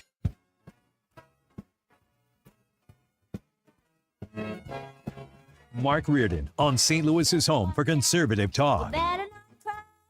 Better not pout, I'm telling you why. Santa Claus is coming to town. All right, so yesterday, we talked about this a little on the show yesterday, but I saw this video from down in Florida, and some of you may have seen this as well. Fox was running it considerably yesterday. Drivers in Orange County, Florida, and they were doing this street takeover. Like all these people in the middle of an intersection, somebody was yelling, there's a kid involved. And then as I'm watching the story, it's from a television station down there, and I recognize the anchor. And that anchor at Fox 35 in Orlando is with us this afternoon. He used to be here in St. Louis a couple of different times, if I remember correctly. John Brown is with us. John, how are you? I'm doing great. Couple of times, but who's counting? Yeah, there were a couple of stints. You're almost due for a return to St. Louis, and then you go back to Florida, right? Well, you know what? Every time we come back, I love it. I still keep up the Missouri Legends website, and I write books about Missouri still. But, man, I hate the cold. Yeah. I just got done with 18 holes this morning, and it was beautiful. So I think golf wins at this point in my life. No, and I get that.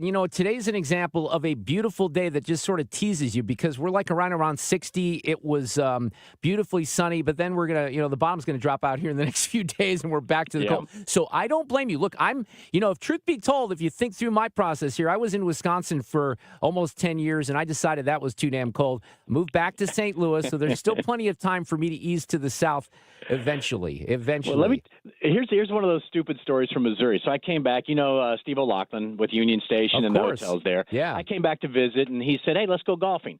And this was just a few months ago. I went out with him. At the start of our round, it was like 80 degrees. By the end of the round, sideways rain, it was like 55 within like 2 hours. I'm like, this is the problem right here. And that was still in, I guess, late summer, early fall. That's the kind of stuff that I can't handle. But I'm getting soft. I get that. I'll admit. I get that. I do. Well, let's talk about the crazy stuff that's going on down there. That video that I referred to, that's actually something that happened a few weeks back, John? Yeah, and it actually happens quite often. These street takeovers, and it's those, if I describe the kind of car, you'll get exactly what I'm talking about. It's the one where you hear the muffler from like 10 miles away before it ever gets to you. It sounds like an obnoxious swarm of mosquitoes. So It's these kind of cars. And what they do with these street takeovers is they all get together somehow. It's likely on social media. And then they say, we're going to meet at so-and-so intersection. And so everybody gets there about the same time, and they block off the streets. All right, one, it's illegal, but if you're going to do something like that, be stupid, whatever. But the problem is they go into some of these more populated areas. And in this case, that video you're talking about, there was a mom with her kid back there. And then there were other people caught. And if anybody honked, these guys just lost their mind, and they would jump up on the cars. They set fires in the street. They're bashing windows. And so, again, it happens quite often. But for whatever reason, this time it got really out of control. So were there arrests that were made in connection with this one? Are they still looking for people? Because you can identify some of the folks involved. Yeah, I mean, the faces were pretty clear. And, not only that, but they're all posting on social media. So the police are thinking that they're going to get all 30 of these people they're looking for. Apparently there were a few arrests that night, people who didn't get away in time. Their cars were blocked in. So they arrested them. But then they started putting all these pictures out of the 30 others. And so, they're starting to make a few arrests. They're getting more and more tips. The thing is, these guys who are doing this aren't shy. They're doing this for a reason. They're doing it to put it on social media. So they're all going to get caught at some point. Now, the charges they face, I'm not for sure at that point, because it goes anywhere from disrupting the peace here to really, I think they said they'd get them on assault in some cases because of what they were doing to the people around there. So let me kind of take it in a different direction here. You guys down in Florida, and I've had a couple of the sheriffs from down there on the air, but you got a guy down there in Volusia County whose name is Mike Chigwood. He's the sheriff, and he finds out that there's a guy that's accused or threatened him that said just shoot Chitwood in the head in a chat. So he brings him back to Florida, and then he shows up at the airport, and here's what it sounds like. I'm Volusia County Sheriff Mike Chitwood. Hope you enjoy your stay. Welcome to Florida. He walked right by me. I mean, how much gutless can you be? I wanted him to look in my eye and say, you're the guy I want to put a bullet in your head. We are not going to let our community get attacked by these extremists. If you blink, if you put your head down and say, oh, just let it go, don't confront this is a sideshow, that's how it grows. It snowballs. Yeah, so, John, then there's a guy, and I can't remember the name of the county. You would know it better, down where Sanibel and, Captiva are. And the sheriff down there in the aftermath of the hurricane a couple years ago, he was hardcore, on cracking down on stuff. So there's a different tone that's taken down in Florida. It must be the sunshine. It could be, and everybody also knows the name Grady Judd. He's the sheriff that Trump always talks about. He's the one who has those press conferences that go on for half an hour where he makes jokes and he raps in the middle of it. So that was one thing that I think people in Missouri may not understand, because I didn't really get it. These southern sheriffs are very powerful people. And, of all the time I was in Missouri, I don't know that I could name 3 or 4 sheriffs that were ever, a big deal to where, we cover them off. And off the top of my head, I can't remember one right now. But down here, some of the people, and it's not the sheriffs themselves, but there's this thing called a constitutional sheriff, where some people down here think the sheriffs are more powerful than the governors, that these are the most powerful people in the state. And so I think some of that, when that culture is there, maybe the southern culture, it strokes the ego probably a little bit, and these guys get larger than life. Now, Chitwood has become a pretty good friend over the years. I've done a few stories with him, a day in the life, and we go into restaurants. And same with Grady Judd. We go into restaurants, and you would think the Beatles have arrived. They can't get through lunch without signing 50 autographs. So when you see all these sheriffs on TV, there's a reason for it. That's how they're treated down here. And law and order down here is a big deal, too. I think about the drone story, right? We just covered this in one of the counties near us called Lake County. Up in New Jersey and New York, they're talking about we're petrified of these drones coming around. So what happens in Florida? Well, some old boy goes out there and shoots one down that was a Walmart drone, and the sheriff asked him about it. He's like, what were you doing? He's like, well, I guess I'm a pretty good shot. So look at the culture difference of taking things into your own hands. So you see why there's so much attention on law enforcement down here, because that's the culture down here. It's funny. So while you were describing all that, I looked up because I had forgotten his name, and I've had him on the air before. Lee County is the county down where Sanibel and Captiva is, and this guy's name is Carmine Marcino. My friend Tim McGowan, who owns restaurants down there, hooked me up with Carmine after the hurricane. And I just went to their website. It's super flashy and slick, and it's really hard. I mean, I could Google our St. Louis County Sheriff right now. That's not going to happen. You're not going to see that. Okay. As we're doing this talk, I started thinking back. I'm like, I don't think I can name a sheriff in the St. Louis area from when I was covering. I know I did. It's just not top of the head. But then I started thinking here, I'm like, okay, Marion County, Wayne Ivey. I just go down the list. Talk about Marcos Lopez down in Osceola County.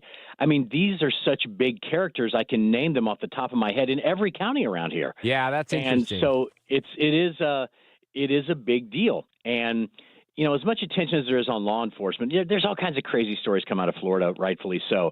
But when you look at the crime numbers down here, they're so much lower than other places around the country. And so I think it gets a lot of attention because there's always attention on Florida, but they don't mess around. And look at the number of people. I mean, coming out of COVID, all these sheriff's associations and the Florida Highway Patrol put out these offers to try and get recruits down here. And I found the number here. Since 2022, 5,000 recruits have come to Florida, more than 1,200 from out of state who are working somewhere else. And they said 400 come from California, Illinois, and New York combined. So it goes back to the conversations that you've had on the air numerous times. You go somewhere where you're respected. And a lot of those towns, all law enforcement doesn't feel respected. They come down here and they're treated like this with bigger money, That makes sense. signing bonuses. That's why you get so many police in this area, and that's why it's such a larger-than-life culture. So you probably remember former St. Louis County Police Chief Tim Fitch, who was also on the county council. He's basically in a role now where he consults, and he's been, he's on my Reardon Roundtable, and he's been talking about even Miami has done a great job at recruiting officers and paying them and treating them well. So maybe there's a model down there in Florida for law enforcement across the country. All right, John Brown, well, it's great to hook up with you on a nice day here in St. Louis, even though it's nicer in Florida. So what's the handicap sitting at right now? It's about 2 or 3 right now, and it was about 10 when I left. So. Are you kidding? I don't even want to talk to you. Scratch golfer, basically, right? I'll be back in Missouri, I think, for 10 days coming up in about a week, and so I'm sure it'll all fall apart after I'm sitting inside looking outside at the frozen tundra. But looking. Well, as someone who struggles with golf, I hope it does fall apart, John. Sorry. Merry Christmas, always right? Nice to have your support. Hey, have a great Christmas, dude. Thank you. All right, man. We'll talk to you. John Brown, who is down in Orlando. He's a great anchor, by the way. Seeing him on that report yesterday and getting him on the phone kind of reminded me of that. But I think he definitely made the right decision when it comes to the climate. Hey, I want to take you back to just something real quick because I talked about this at the beginning of the show, and I shared a story from a friend of mine. I didn't use any names about a friend of hers. Hang on a second. My stuff is making noise here, my phone and everything. About a friend of theirs that got scammed by one of these fishing expeditions where somebody claims they're an FBI agent. But what I talked about, when we were putting that story together here earlier this hour, is this scam that I almost fell for from the Postal Service, because it's not really from the Postal Service. Ironically, just as I'm wrapping up with John Brown, I get an alert from the LA Times, and they just clear a story, and the headline is that text from the post office could be a scam. How to avoid smishing fraud. They called it smishing. So when an unknown, this is what they say in the story, and this is what I tried to emphasize couple of months ago when I shared this story, and also when we were talking about it earlier in this hour. When an unknown phone number sends a deceptive text message that tries to bait you into responding with your personal or financial information, that scam is called, they say, smishing. These scammers often attempt to disguise themselves as government agencies, banks, or other companies to lend legitimacy to their claims. I don't think there's any information in here that I didn't have when I shared this originally. But here's for me why it was so effective is you get this text message, and my friend sent it to me today, and it's the exact same message that I got. Now, for me, and who wouldn't be in this situation right now? We're all expecting packages, right? Unless you're on the naughty list, then maybe you wouldn't get a package. But it's a text message that looks very official, and it says your package cannot be delivered. And then there's a link in there, and it starts off, in my opinion, it starts off very innocently, and this is how it's very effective, because all they want you to do is enter your address at first. And I did this. I went through the process. This is how close I came to making a big mistake here. So I fill out the address, and then the next frame or the next website that opens says, well, you have postage due. And it was weird. It was like 3 cents in postage, and it was asking for a debit card or a credit card. Well, that's when I flagged it. It shouldn't have taken me that long, because I'm on the radio here trying to warn people all the time that they shouldn't fall for this. But again, the lesson here, and I think the lesson the LA Times is trying to emphasize, is that these things are very, very sophisticated, and even smart people can easily fall for them. So be careful out there, especially that one, because it's very common. Just don't give your bank account information, your credit card information, your social to anyone. That's a good rule to follow. Notice if you've been bad or good, so be good, for goodness sake. Oh, you better watch out. You better not cry. Catch anything you missed today by getting the show podcast at 971talk.com. Coming to town.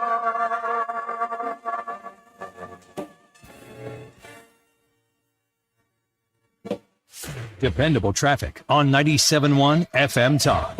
More trouble on northbound 270. Watch for a crash. It's on the ramps of westbound 370. Southbound side still slow in spots from Page down to Gravois. We've got 55 northbound. It's heavy from 270 to before Rebus Barracks with a report of a person struck by an automobile. It's in the right lane. We've got a southbound delay that goes from Broadway to Bates. Another one from Bayless to Lindbergh. 170 southbound jammed up from Olive to 64. Westbound 70 slow from Union to Lucas Hunt, then through El Fallon and approaching 64. And you've got 64 westbound Kings Highway to Big Bend delays. McKnight to 270 through Chesterfield. 94 to to Winghaven. Eastbound side, pretty much a Mason to 270, 170 to Big Bend and over the Poplar Street Bridge from about Grand. And westbound 44, heavy Lindbergh onto that southbound 270 ramp.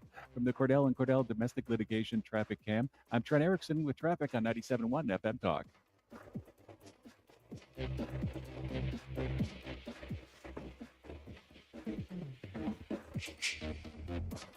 Supporting your nutrition should be easy. That's why we created the Neovitamin Women's Multivitamin monthly subscription. Get your daily Neovitamin Women's Multivitamin delivered directly to your door every month. You can pause or cancel your subscription at any time with no long-term obligations. With B vitamins to support energy, vitamin D for bone support, and our physician-formulated proprietary blend, Neovitamin Women's Multivitamin is here to support your nutrition every day. Start supporting your nutrition and sign up for a monthly Neovitamin Women's Multivitamin subscription today at neovitamin.com. This is Chad Clayman with ClaymanGroup.com, KLAMEN Group.com, where we buy property in as-is condition. Are you wanting to sell your property, but you don't want to deal with the stress? Many times people sell to us because they want to be a less stressed seller and they want to simplify their solution. We can provide a flexible closing date on your sale, and we can make it easy to sell your property. We can guarantee we'll give you our best offer possible to make a win-win situation. If you have a house you want to sell, simplify your sale, KLAMEN Group.com. The choice of a lawyer is an important decision and should not be based solely on advertisements. If you've been injured in a car wreck, you need the best. Onderlaw, voted 2023's best law firm in St. Louis. We know how to handle the insurance companies, and we'll make sure you're compensated for physical, emotional, and financial injuries. Let us make your case our cause. Car accident? Call Onderlaw today for a free review. 314 or 618-9-MILLION. That's 314 or 618-9 all zeros. Hey guys, Glover here with my very, very good friend, Dr. Kathy Maupin at BioBalanceHealth.com. If you have reached that certain age and you're just not feeling very well and nothing's working the way it used to work, go see Dr. Kathy. She is not only a medical doctor, she is a patient of this bioidentical hormone replacement therapy. It absolutely works. It's a long-term solution. She is an artist when it comes to helping you with your hormones. BioBalanceHealth.com for Dr. Kathy Maupin. KFTK FM Florissant from the Underlaw Injury Lawyers GetJim.com studio. That's GetJim.com. 97.1 FM Talk. Always live on the free Odyssey app. Graded charges. I'm Lisa Lacera, Fox News. New York prosecutors say that's what the man accused of killing United Healthcare CEO Brian Thompson will face once he's returned to New York. Manhattan DA Alvin Bragg announced the addition of first-degree murder to serious counts against Luigi Mangione of second-degree murder with components of terrorism. A frightening, well-planned, targeted murder that was intended to cause shock and attention and intimidation. NYPD Commissioner Jessica Tisch joined Bragg and spoke out against those who have praised Mangione's act. We don't celebrate murders, and we don't lionize the killing of anyone. Mangione is scheduled for a hearing in Pennsylvania Thursday, where he could waive extradition and be returned to Manhattan by the end of this week. Fox's Gernal Scott in New York City. Madison, Wisconsin Police Chief Sean Barnes says authorities are still working to determine the reason a 15-year-old girl opened fire in a study hall at a Christian school yesterday, killing a teacher and a student and wounding several others before killing herself. Identifying a motive is our top priority. But at this time, it appears that the motive was a combination of factors. Barnes is urging anyone who may have information on the suspect's feelings to reach out, saying there are always signs before such an incident, and they are looking into her online activity.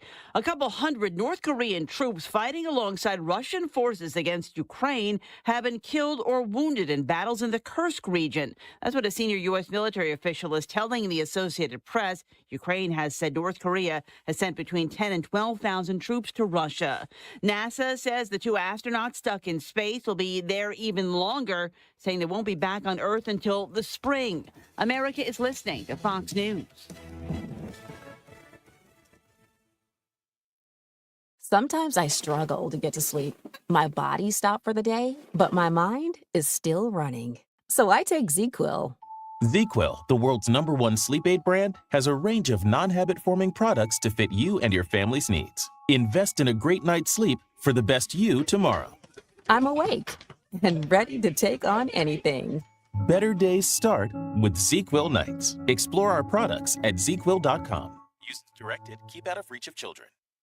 William is one of millions of Americans who uses GoodRx to save on the cost of their prescriptions. My oldest daughter, Camilla, 2 days old, she had to have open heart surgery. All of a sudden, she's on 5 different medications. It adds up at the end of the month. Me and the pharmacist got so tight. She said, GoodRx save you a lot of money. Saving that extra $200-300 a month. We're able to do all these extra activities, so it puts less stress on our household, and it puts less stress on our pockets. Download the free app or visit GoodRx.com and start saving today. GoodRx user compensated for their time. GoodRx is not insurance, but can be used instead of insurance.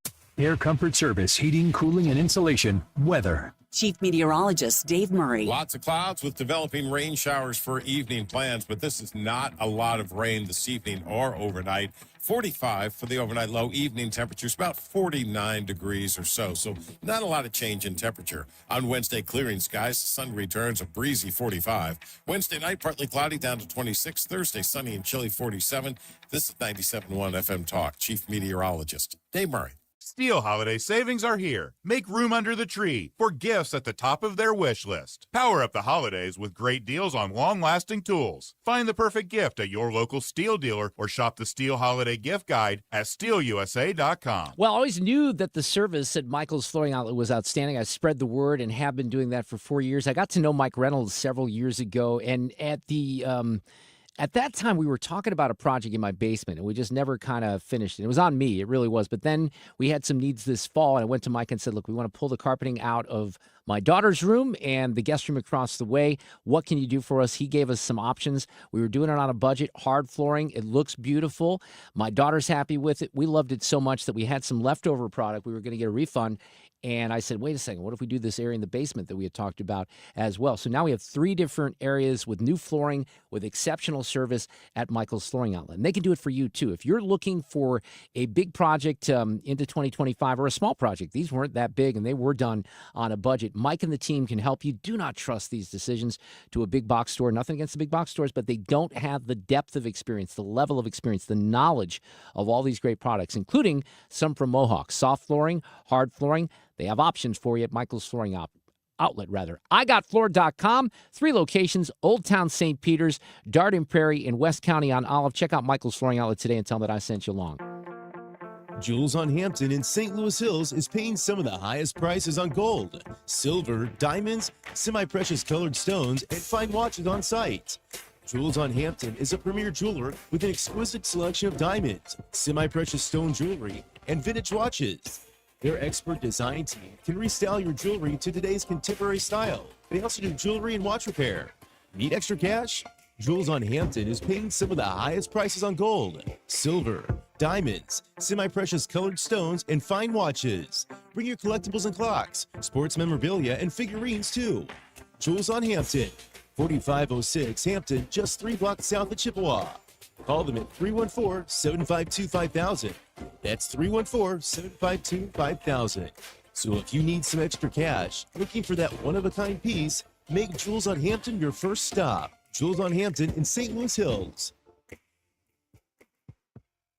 If you're considering an annuity as part of your retirement plan, we need to talk. Hi, I'm Bob Stockdale, Senior Vice President Investments with the ClearPath Wealth Management Group at Stifel and host of On the Money Saturday mornings at 11 on 97.1 FM Talk. Annuities can be a useful tool for some retirement investors, but not all annuities are created equal. Every week, we meet clients who own complex annuities that don't suit their needs and, in some cases, actively undermine their retirement plan. Before you purchase an annuity, get a second opinion from the ClearPath Wealth Management Group at Stifel. Requesting a consultation is free of charge. To request a free consultation, contact us at clearpathinvesting.com. That's clearpathinvesting.com, or call us at 636-695-2650. That's clearpathinvesting.com or 636-695-2650. Stifel Nicholas and Company Incorporated, member NYSE and SIPC. Ryan Wiggins here from Wiggins America and the Annie Fry Show. One of the best things that's under-celebrated about the holiday season is the time off resetting for the coming year. And boy, do we have a big one ahead. Looking forward to it. Merry Christmas. This hour of the Mark Reardon Show is sponsored by Gamma Tree Experts. Your trees deserve the best care. Call Gamma Tree Experts.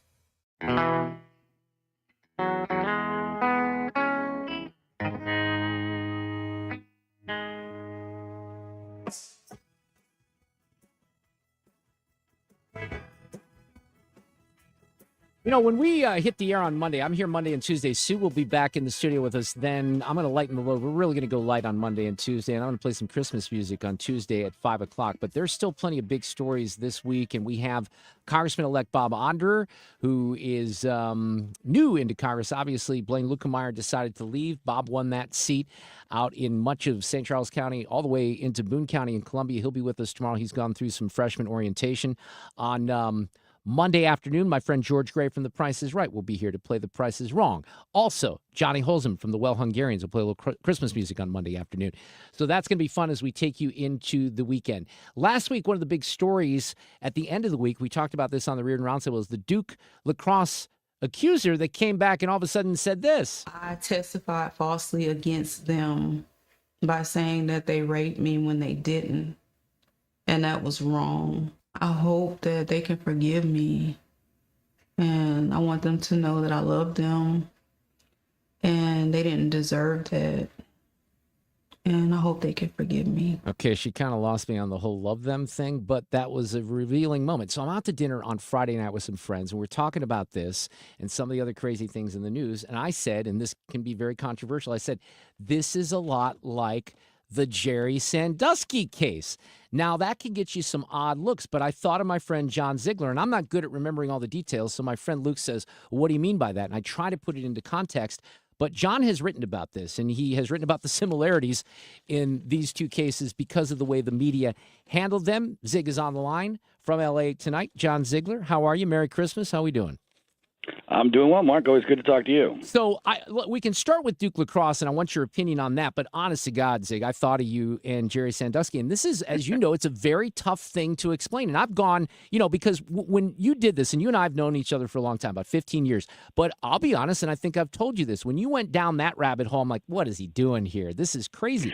But then I made the mistake of listening to the podcast. And what I told my friend at dinner the other night, John, and this is one of the things I've always appreciated about you, you bring the goods, you bring the receipts. So first talk about Duke and how this crosses over. We'll get into some of the details about Sandusky because I think these things are important.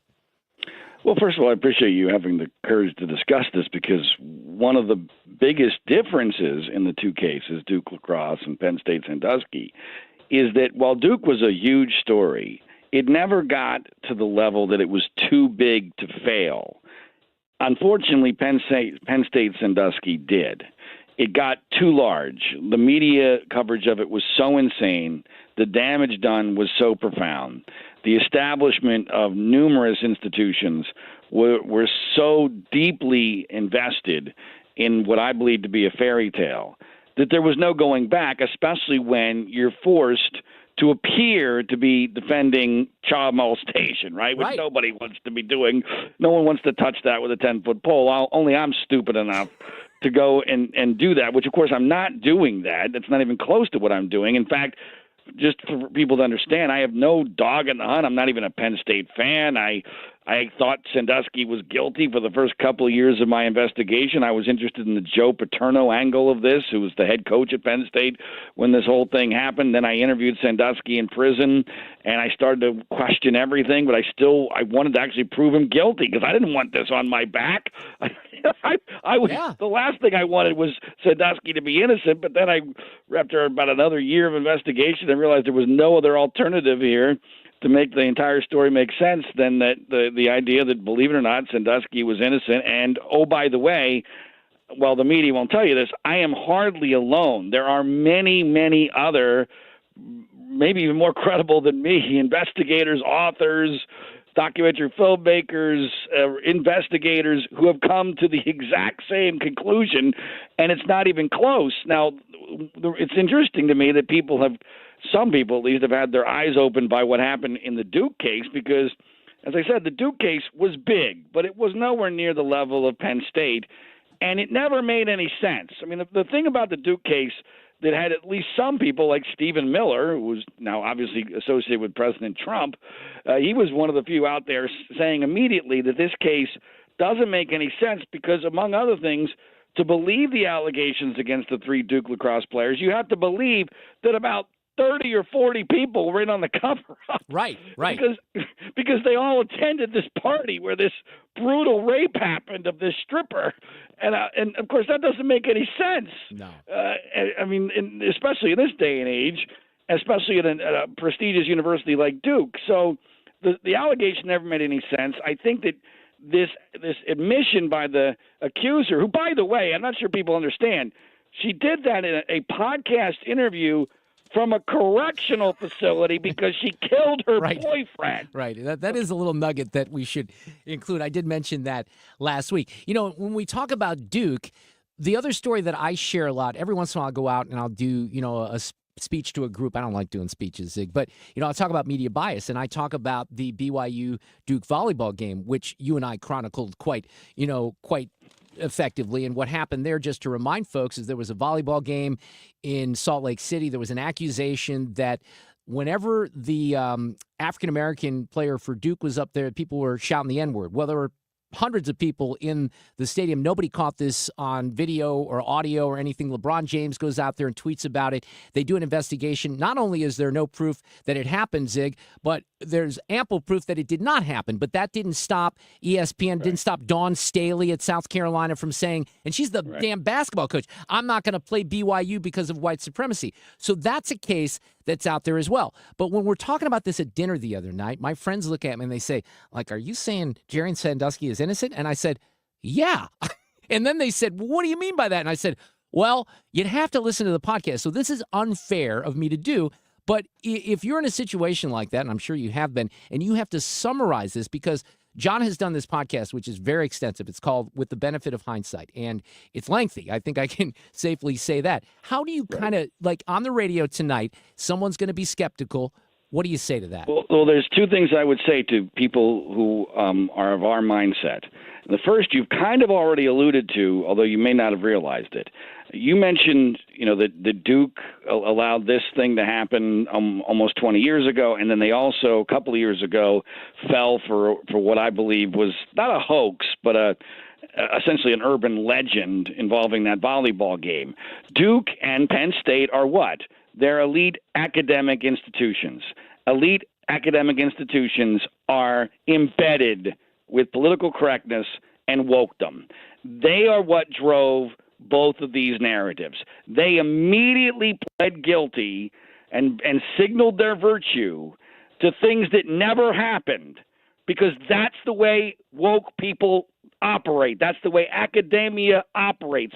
Immediately plead guilty, immediately signal your virtue, especially in the Duke case where in both of those situations race was involved. That's kryptonite.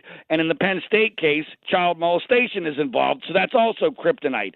So the first thing I would say is you are having to trust these woke academic institutions, because to understand how these stories actually transpired, you need to understand their perverse self-interest to plead guilty to things that didn't happen. That's number one. Number two, when it comes to Sandusky, I want you to imagine the COVID panic. Yeah. The COVID panic is essentially, this is why I think I was able to figure out the COVID panic rather quickly, was because I had already been through it. The only difference is the COVID virus was real.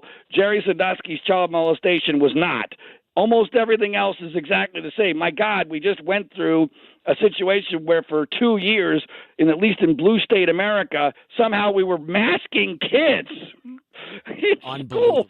Right. I mean, which is just insane. Well, if the media is capable and if the establishment is capable of forcing that level of insanity and being that wrong, and when the experts are that obviously wrong, we're obviously, masking kids is insane to begin with, but we now know that masking does absolutely nothing whatsoever. If they're capable of that, then this is child's play. And to be clear, anyone who's ever listened to me on your show before knows I am the most ardent anti-conspiracy person on the planet. I would agree with In that. fact, the conspiracy people in my story, the Penn State Sandusky Paterno story, are the people that believe in the conventional narrative. They're the ones that have to believe in this crazy, cockamamie, incredibly large conspiracy for which there is no evidence and no logic whatsoever.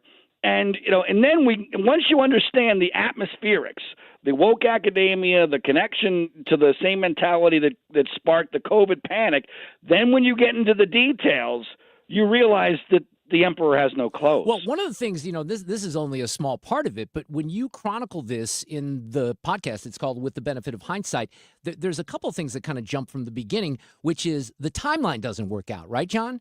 Right. Well, that's the number one thing if from a substantive evidence standpoint. And this requires people to remember from 2011, 2012, what the key allegation was. The reason why everyone presumes Jerry Sandusky guilty is because they think they were told, or they were told, but they think it was believable, that a former assistant coach at Penn State by the name of Mike McQuarrie witnessed Jerry Sandusky sexually assaulting a boy at a Penn State shower.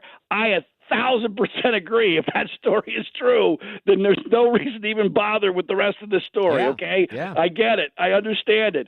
But that story, first of all, a lot of people have a problem with that story on a gut level because why?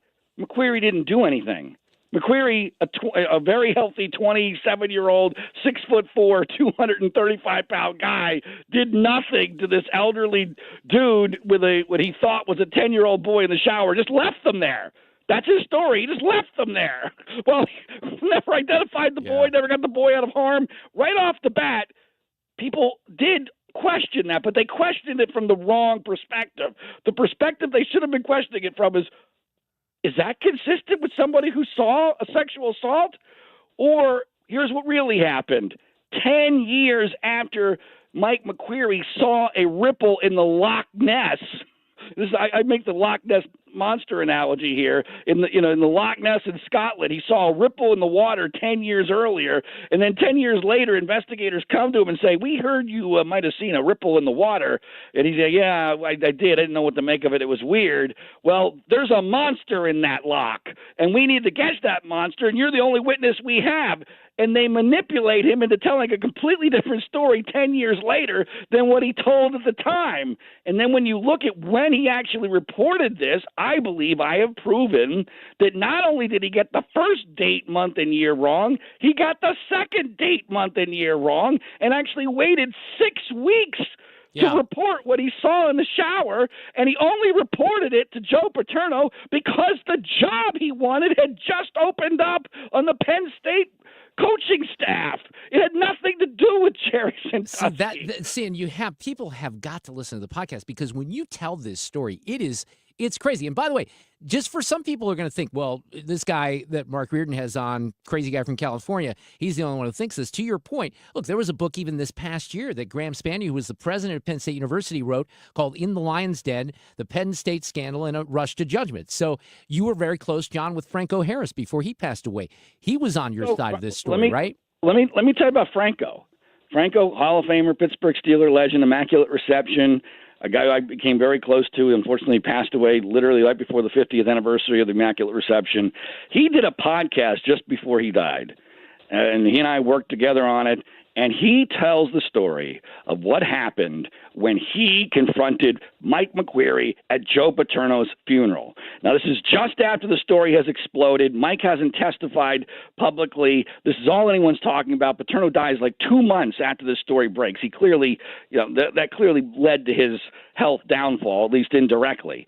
And Franco Harris, a man of impeccable character, a man with gravitas pouring out of every piece of his DNA, the most famous Penn State alumnus possible, comes up to Mike McQuarrie and man to man, mano a mano, eye to eye, says, "Mike, what the hell did you see?" Yeah. And Mike McQuarrie tells Franco Harris he didn't see anything. And Franco is like, "What? What?" Because all of this was based upon that. And Franco asks him more detailed questions that McQuarrie would ever get on the stand in the entire case.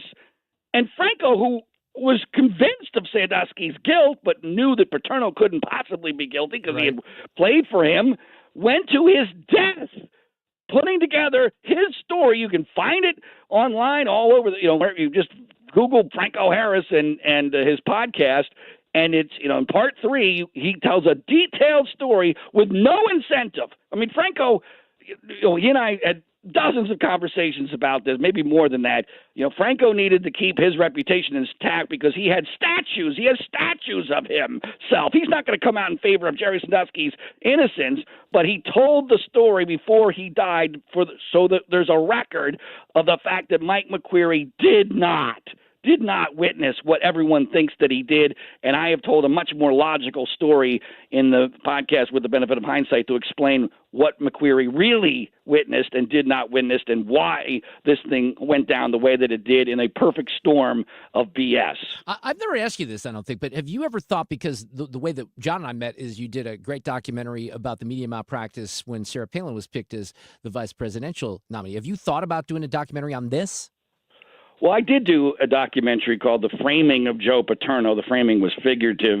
That was before I even realized Sandusky was innocent. I did that on the 1-year anniversary of this case. It's for free. You can find it on YouTube. It's actually a pretty good way to get into the case. It gives you the basics of the case because you can see even then the seeds are planted. If you now understand what I do all these years later, that none of this made any damn sense. Now, there's no market for this. That's the biggest problem. Yeah. You and I have talked about this before, where we're living in a bizarre world where there's a market for the idea that O.J. Simpson's son did the murders, which is insane. There's a market for the idea that the Menendez brothers deserve to be out of prison. There's a market for Scott Peterson maybe being innocent in the murder of his wife and unborn child.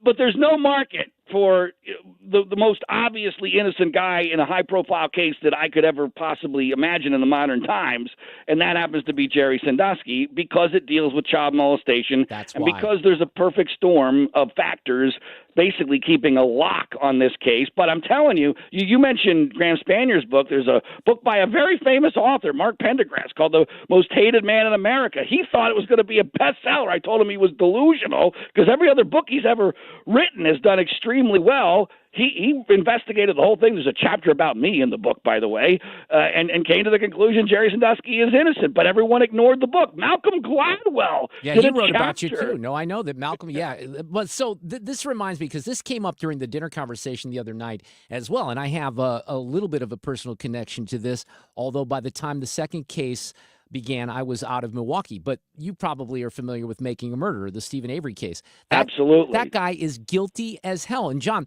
there's 100%. there's not one person. I know the people that are in that documentary. There's not one person that covered that trial that thought that guy didn't do it, because he did do it. Now, he got jacked on the first charge. That's the thing. He was in prison for something that he didn't do with a misidentification, but then he killed this woman who came to his property, and this documentary maker goes in there, and I think she made a couple of films trying to convince people that this is, miscarriage of justice when it's anything but that. Well, you're 100% right. It drives me crazy that cases that have no business getting a second or third look are getting them in high-profile ways when Jerry Sandusky never even got a first look, because your buddy Bob Costas, did an interview with Bob. Did a great job. Bob did a great job in the interview. I'm not blaming Bob. I've had many conversations with Bob about this. In fact, I was texting with Bob today about this, because he wants to talk to me about this article that I just published in Chronicles Magazine regarding the comparison between Duke and Penn State. And so I'm not blaming Bob, but because of the Bob Costas interview, which Jerry Sandusky was not prepared for at all, no one ever gave Jerry Sandusky a chance to even hear his story because everyone was distracted by the Penn State Joe Paterno angle of this. So for the Making a Murderer guy to get millions of people convinced that he's innocent when he's obviously not, it's also an indication of how we view murder so differently than we view child molestation. And I get it. Look at Louisiana. The Variety runs a story yesterday that there's not only one but two, and these are big documentary makers that have made big films. They're already interested in Luigi Mangione and that story. Because there's a market. Yeah. It doesn't matter that he's guilty as hell. We have it on tape. There's a market. There is a market. That's all that matters. Zig, this was great. Thank you so much. And I want people to check out the podcast because, as I indicated, he brings the goods. He brings the receipts. John Ziegler. Have a great Christmas, John. You too, Mark. All right, take care.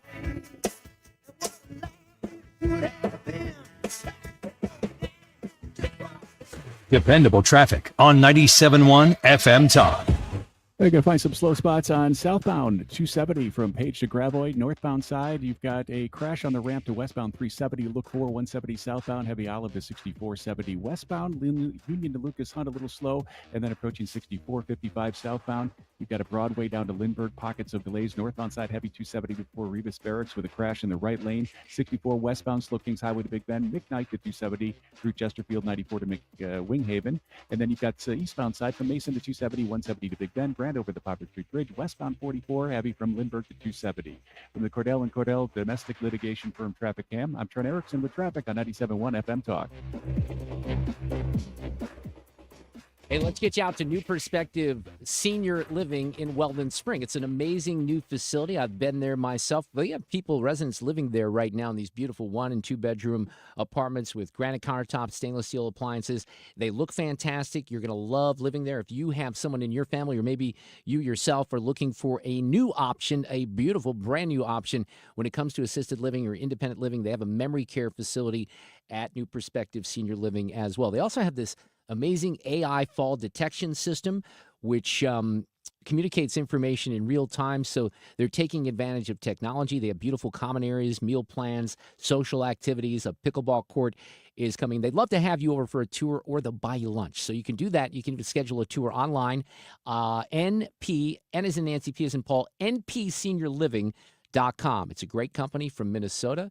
The inspiration for New Perspective Senior Living is Betty. That's the mother-in-law of the founder, and there's a video up there that's really inspirational if you go to the website. Book a tour today. Get in, check it out. NPSeniorLiving.com, New Perspective Senior Living. We all hear the radio ads about the IRS. They tell you to be afraid, to be scared, and they try to frighten you into calling. I'm not here to do that. Tax Relief Advocates is different. TRA is here to tell you that if you owe money to the IRS, whether it's $5,000, $50,000, or $500,000, we have a solution. It doesn't matter if you're sitting in your car, at work, or with your kids. No matter where you are, call now. 800-575-6986. Don't lose hope. TRA can eliminate or reduce what you owe to the IRS. Generous programs are now available that can give you a fresh start. Our passion is taxes and helping individuals fix their IRS problems. We have over 1,000 5-star reviews on Google and an A+ with the Better Business Bureau. You don't need to be afraid of the IRS any longer. End your tax nightmare today by visiting us online at TRA.com or call 800-575-6986. That's 800-575-6986. Tax Relief Advocates. Real solutions for real people. Stop everything you're doing right now and ask yourself, are you currently receiving steady paychecks? What about when you're retired? Will you receive a monthly check to cover your expenses and also have some fun? Marvin Mitchell and the team at Compass Retirement Solutions calls this mailbox money. It's a monthly check you'll receive throughout retirement. They don't want you to worry about if the money will show up or how much money you'll receive. The only thing they want you to think about is how to spend it when it arrives. Find out how to get enough money in your mailbox every month when you're retired. Call Marvin Mitchell and the Compass Retirement Solutions team at 314-373-1598 to start working on a plan that can help you create the monthly income you'll need in retirement. Call 314-373-1598 right now and schedule a visit with Compass Retirement Solutions. 314-373-1598. Firm offers insurance services, investments, and services offered through Compass Retirement Group, a registered investment advisory in Missouri and Illinois. Hey, it's Mark Reardon from my friends at ThrottleNet. And you've probably heard George Rosenthal from ThrottleNet on the show. He's a technology whiz, and George and his team can educate you and your business on the dangers lurking with technology. Here's a unique opportunity along those lines. Does your company have a lunch and learn or guest speakers? For a limited time, ThrottleNet is providing free lunch and learns to provide cybersecurity awareness training. One click can cause a ton of damage to your business. ThrottleNet is determined to make sure that doesn't happen. And if it does, they're the cybersecurity experts who can help. ThrottleNet is known for high customer satisfaction, averaging 99% happiness with over 35,000 surveys. They have an industry-leading response time of less than 2 minutes. And no clients of ThrottleNet have ever paid ransom as a result of a cyber attack. Contact ThrottleNet at throttlenet.com/971 and we can schedule your free company lunch. Don't miss out. Find out more today about ThrottleNet at throttlenet.com/971. It's time for a $98 furnace tune-up. This portion of the show is sponsored by Jerry Kelly Heating and Air. Get a 97.1 t-shirt. We've partnered with our friends at Whiskey Dickerson Small Batch Outfitters to bring you a line of high-quality conservative merchandise. Wear it loud. It's all at 971talk.com/merch.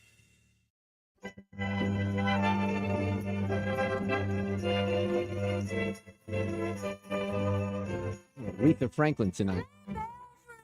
Oh, yeah. Yes, in the lane, snow is glistening. It's a good classic here. A beautiful sight.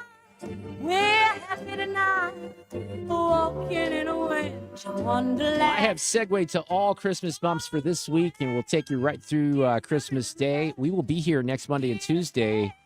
A little different, though. Sue Thomas will be back on Monday. We got George Gray from The Price is Right. He's going to play a little game we like to call The Price is Wrong. Mark here on 97.1 FM Talk. Also, I'll be playing a little Christmas music on Christmas Eve, a week from tonight in the 5 o'clock hour. So that would be this hour.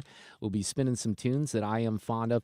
And my friend Johnny Holsom reached out last week, too. He is the founder of a great band here called Well Hungarians, and Johnny always does some great stuff in the community. He's got I think a New Year's special coming up, and I always help promote that because I love him dearly, and he's awesome. But I told him I was focusing on Christmas, and he said, well, we can come in and play a Christmas song. So I think he's going to do that on Monday as well. I have an audio cut of the day before the afternoon is up. I heard from an old friend today, and that is Peter Kinder. Actually, it might have been yesterday. He's the former Missouri Lieutenant Governor. He now has the endorsement of Governor-elect Mike Kehoe to be named the new chair of the Missouri Republican Party. Peter Kinder, it's been a little bit. How are you this afternoon?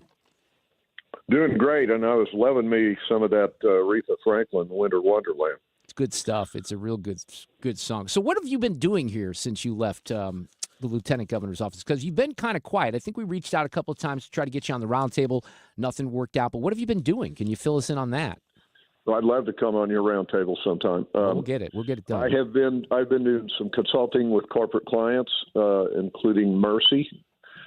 Mercy, I'm associated with now, and that's a great outfit. They acquired our hospital down here in Cape Girardeau, my hometown, where I never moved from, last winter, and it's been good for our community to be hooked up with Mercy, and I'm helping them out in various roles. Well, that's awesome. So this is not anything that's official right now. It would have to go through a process, I guess. And this is not the executive director of the party. There's a difference between the chair and the executive director, correct? Yes, the chair is elected by the 68 members, by a majority vote of the 68 members of the state committee. There's a committee man and a woman from each senatorial district in the state, so 68 total.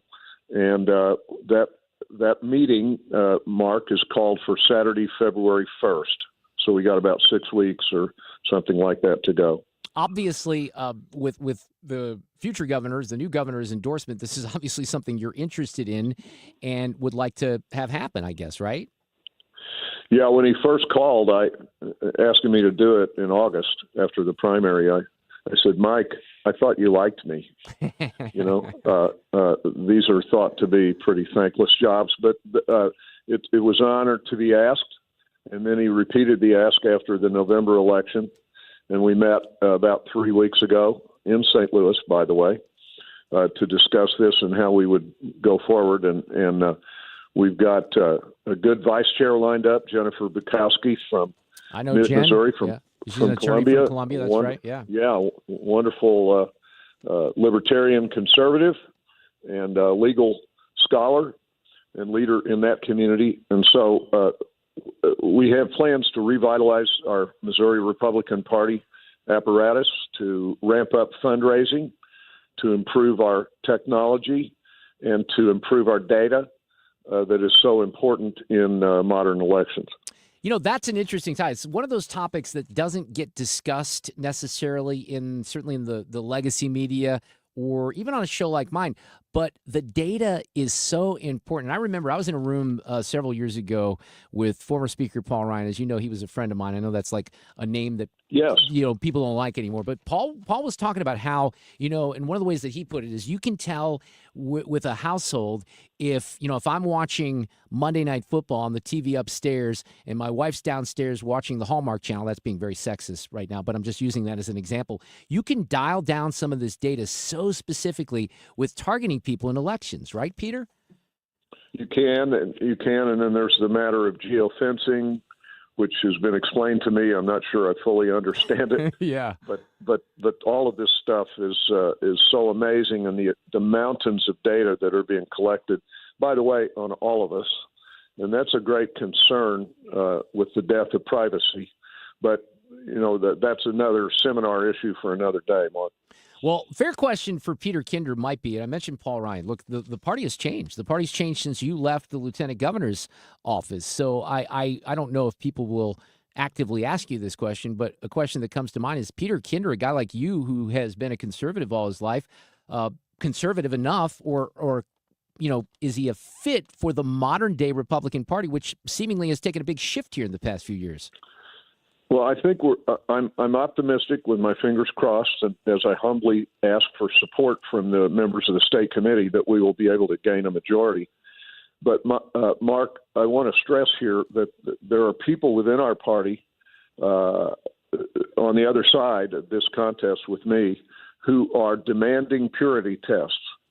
They are demanding that something they call vetting with a V, candidates for county and local offices and state representative and senators. That is to say, they want to set themselves up as some kind of gatekeeper to decide who is a legitimate Republican and who is not, and who may be allowed to file and who may not. And I am strongly opposed to that.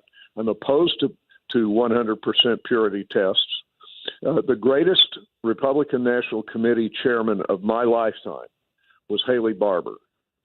Haley Barbour presided over the great Gingrich wave 30 years ago, 1994, and it was a tidal wave almost nationwide. And Haley Barbour later became governor of Mississippi, and he and I became good friends. Yeah. And I heard him say many times, this search in that Yazoo, Mississippi, southern Mississippi drawl of his, the Delta, he'd say, this search for a dead dog loser, this search for a purity test is a dead dog loser. Yeah, he had the great accent. There's no doubt. I absolutely believe that. And so my appeal is about unity and pulling the party together behind sound conservative principles and policy. I don't like the purity test either. I'm glad that you highlighted that because it's a bunch of nonsense. Look, there's people like you who have fought for, defended conservative principles your entire career, right? So I think that some of this stuff gets to be a little, I don't know. I guess it's just entertainment and it's fodder, Peter, but you're seemingly focused on the correct things for the state to be in a position like this to make sure that everyone is on the same page moving forward. Look, the opportunities, I mean, you can speak to this quite exceptionally, Peter Kinder, because you've seen Missouri politics change when you got a guy like Chris Koster that used to be a Republican, and then he's a Democrat. You got Democrats that were elected not too long ago to statewide offices. But wow, it's not that same way anymore, is it? Right, and in 2008 and 12, I was the only Republican survivor on the statewide ticket out of 11 candidates. But, Mark, I want to say one more thing about you keep stressing properly the modern party. I was co-chair of Trump's 2016 campaign with Congressman Jason Smith and Billy Long, co-chair for Missouri. So I received a presidential appointment from President Trump in the 2017, his first year in office, from which, by the way, I reduced the budget in that small agency by a third, laid off a third of the employees through attrition, and resigned myself in 9 months, saying you could save all this money and send it to the people who need it. So I was kind of Doge before Doge was cool, and I'll match that record up against any contender for this office. I love it. Well, I'm endorsing you. That might be the death knell. I'm going to endorse Peter Kinder right now for the chair of the Missouri Republican Party. But in all seriousness, I wish you well on this, and I would love to have you here on the roundtable. I know it's a little tough with the geography, but if you are, coming through town, and I'm sure you'll be here on a somewhat regular basis if you get this, we'd love to have you in. So it's great to hear from you, and have a great Christmas, Peter Kinder. Thank you, too. All right, take care. Yeah, the purity test is not something and I think I've spoken to that issue before, not something that I'm particularly fond of. We got audio cut of the day coming up here and a few more things on the Mark Reardon Show as we wrap things up on a Tuesday. Still audio cut of the day coming up. The plans that we've made, walking away Wonderland. Dependable traffic on 97.1 FM Talk. We got 270 on your southbound side. Page down to Gravois. Some slow spots. 170 southbound. It's pretty heavy before Olive to 64. Northbound hits the brakes. St. Charles Rock Road to 270. To westbound 70. Slow from Union to Lucas Hunt. 67 to 141. Eastbound side heavy from Natural Bridge over to Lucas Hunt.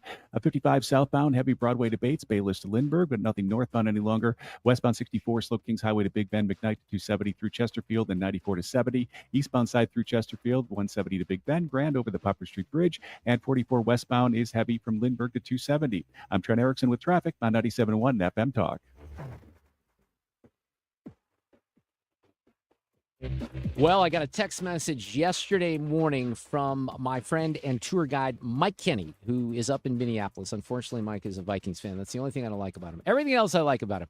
But he is the tour guide that is taking me and a bunch of 97.1 FM Talk listeners to Greece in 2025. We're going to have a fabulous time. We went to Barcelona and Madrid with Mike and Defined Destinations in the spring of 2023.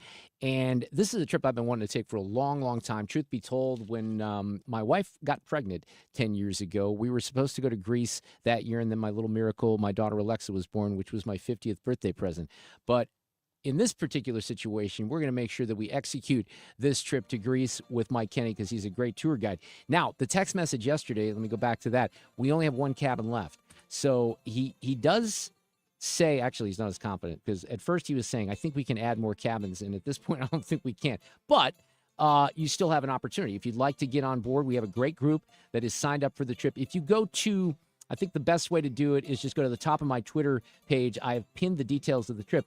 You can go to defineddestinations.com as well. We leave April 27th from St. Louis. We come back on May 7th. We go to Athens. We fly in Lufthansa here to Germany and then over to Athens. Spend a couple of days in Athens.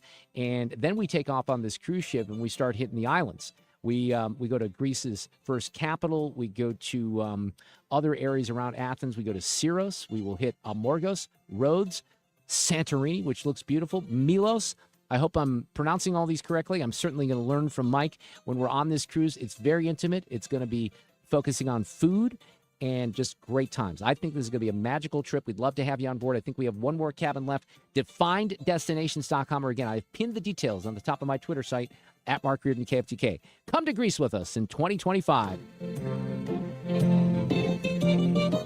Are you a parent of a 2 to 8-year-old? Listen closely for an exciting offer, then head to abcmouse.com/radio to learn more. By now, you've probably heard of ABC Mouse. ABC Mouse is like a little one-on-one teacher. It has helped her so much. We're offering a promo at abcmouse.com/radio to try it for free for a month, then $14.99 per month until canceled. Go to abcmouse.com/radio to see this offer. That's abcmouse.com/radio. Actual ABC Mouse users compensate for their testimonials, sponsored by Age of Learning. 1 in 4 Americans have a disability. I'm one of them. I'm also a working mom who cares deeply about making sure every child with a disability thrives by getting their access needs met. We've got a trusted ally by our side. Easter Seals provides children and families the foundation for lifelong success through early learning programs, skills training, and prep for college and career. That's my Easter Seals. Make it yours. Join us at easterseals.com. The Mark Cox Morning Show. Wednesday, there's a lot of talk of pardons. How about justice for pro-life prisoners? We'll talk to Genevieve Wood from Heritage at 7:20. Weekdays from 5 to 9 The Mark Cox Morning Show. on St. Louis's home for conservative talk.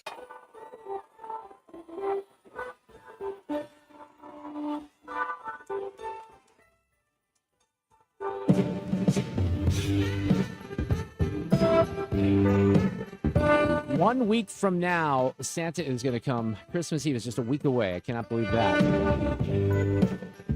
Bruce Springsteen, Merry Christmas, baby. Audio cut of the day coming up here in just a couple of minutes. And we'll be back tomorrow, obviously, with all the regular stuff. And Ethan will have Ethan's news in for Sue. That was great to hook up with Peter Kinder, the former Missouri lieutenant governor, who is going to run for the chair of the Missouri Republican Party. So I think he is throwing the gauntlet down and campaigning right now. I think that's what that was all about. So I want to talk about drones here because we haven't talked about drones today. I'm still mystified by this. I don't really get how you have all these people, and I think a lot of you are confused by this as well, all these people in New Jersey that say, hey, we see these things on a regular basis. Look, we started talking about this probably two and a half weeks ago. And when we first started talking about it, it was because Fox was giving it some coverage. And I think I remember even out loud saying at the time, hey, is anyone else covering this? Is it just Fox? Are we the only ones talking about it? Well, the coverage has grown. It took a little while. But when you got John Kirby out there, and I'll play some of this audio saying, essentially, that this is all in our imaginations, that basically what people are seeing are airplanes and helicopters. And by the way, I've admitted from the get-go that some of that certainly has to be true. You know, they're going to have some confusion. Some people out there might not know, what's going on. But here's what Kirby says, and I'll kind of get to the reaction here in a second. We do have a good sense of what's happening. We've been looking at this very, very hard. And based on the information that we've seen, the people we've talked to, the tips we've corroborated, this is lawful, legal aviation activity, manned and unmanned, drones, civil aviation. We've seen nothing that leads us to a different conclusion. There's still about 100 leads that the FBI is following up on, and so the ongoing investigation continues. So dozens of people, the governor of New Jersey, Phil Murphy, says, I think he even says that he's seen it, but a lot of people have come forward. Now, psychologically, I think you have to admit that people love to be part of a group and they love to glom on. You're going to say, yeah, I saw one when you didn't really see one. So we know that this stuff happens. But it's hard for me to believe that everyone is making this up. John Kirby still says. We had 5,000 sightings, right? So maybe 12 people see the same aircraft. That's 12 different sightings that we have to work through. It doesn't mean 12 different aircraft. So that's happening. People are just looking up more now. It's more of a story. It's more of a thing. And people are paying attention. But remember, the reason they can see these things is because they've got their navigation lights on. They're actually flying in a legal, lawful way, according to FAA rules. They're not, they don't have the lights turned off. They're not trying to obscure themselves. And in some cases, after we've done the triangulation, it turns out to be commercial air traffic. For instance, there was a story a couple of days ago about a Coast Guard cutter seeing like 30 or 40 drones following it. We did the forensics on that. It turns out it was air traffic going into JFK International Airport and not drones at all. So that's interesting. And here's what I'd say about John Kirby, and I've said this before. He's the one guy in this whole administration that seemingly is relatively buttoned up as a White House spokesman. He's not as contentious as, what's her name, KJP. And he's the guy that hasn't annoyed me. But it's weird because how do you trust what John Kirby's saying? How do you trust what this administration's saying? Mike Schellenberger. Yesterday, he said that they had closely examined 5,000 cases. Are we to be led to believe that they examined 5,000 cases? 5,000, it's actually 6,000 according to FBI. But 6,000 people were interviewed, asked where they were, what direction they were pointed in. It just strains credulity for them to say these things. It really undermines the trust. And that's why you see conspiracy theories emerging into the vacuum. Exactly, because it makes no sense and nobody trusts what he's saying, especially because he sounds like he's playing everyone off that talked about this or claimed that they, witnessed it is crazy. That's how Kirby sounded there, which is surprising because he's kind of the guy that takes people down a different path in that briefing room often. One more from Schellenberger here. I think it's unexplained. I mean, I just think we don't know what it is. I mean, Trump says that they do know and they may know, but we don't know. The public doesn't know. And I'm very skeptical that they really did a proper investigation in just 3 days. I have no idea. And I'm not a conspiracy theorist. I think it's very weird. Here's what I do know. Pat McAfee talked about it with Ron Rodgers today. I'm in my living room right now because I got to look at the skyline here just to make sure there's no drones coming out. Okay. Have we seen any? Have we seen any? What's going on over there? I haven't, but I talked to some teammates who I'll keep nameless at this point, and they've seen them. What are they doing? Just hanging out, hanging around? Seems like they're moving pretty good. They're also really... They want to be hanging out, seen. dropping some McDonald's off, just Sure. different things, different tasks. Well, I did hear somebody from the government standpoint did say these are all manned drones, couple of them helicopters, couple planes. It's like, I don't know. I've seen some photos. I think some of them definitely are. I think some of them definitely In are. the sky? Real Definitely. planes or helicopters. Some of them definitely aren't. It does feel like we know. According to my sources, that's, my teammates. Yeah, well, again, I've said this too. Of course, some of them are. And, I think Kirby explaining the aircraft, or I think it was the Air Force Qatar story, sure, you're going to have people, the imagination's going to run wild. But this whole thing didn't start with any media coverage. It was people that kept reporting this night after night. They covered it locally. This is how things work. If there's a story here in St. Louis, and I think people realize this at this point, any national story that's on Fox, CNN, unless it's really big breaking news, yesterday's school shooting would be a good example of that. They're going to cover that right away. But most stories, and we had John Brown on earlier, former St. Louis reporter and anchor who's down in Orlando.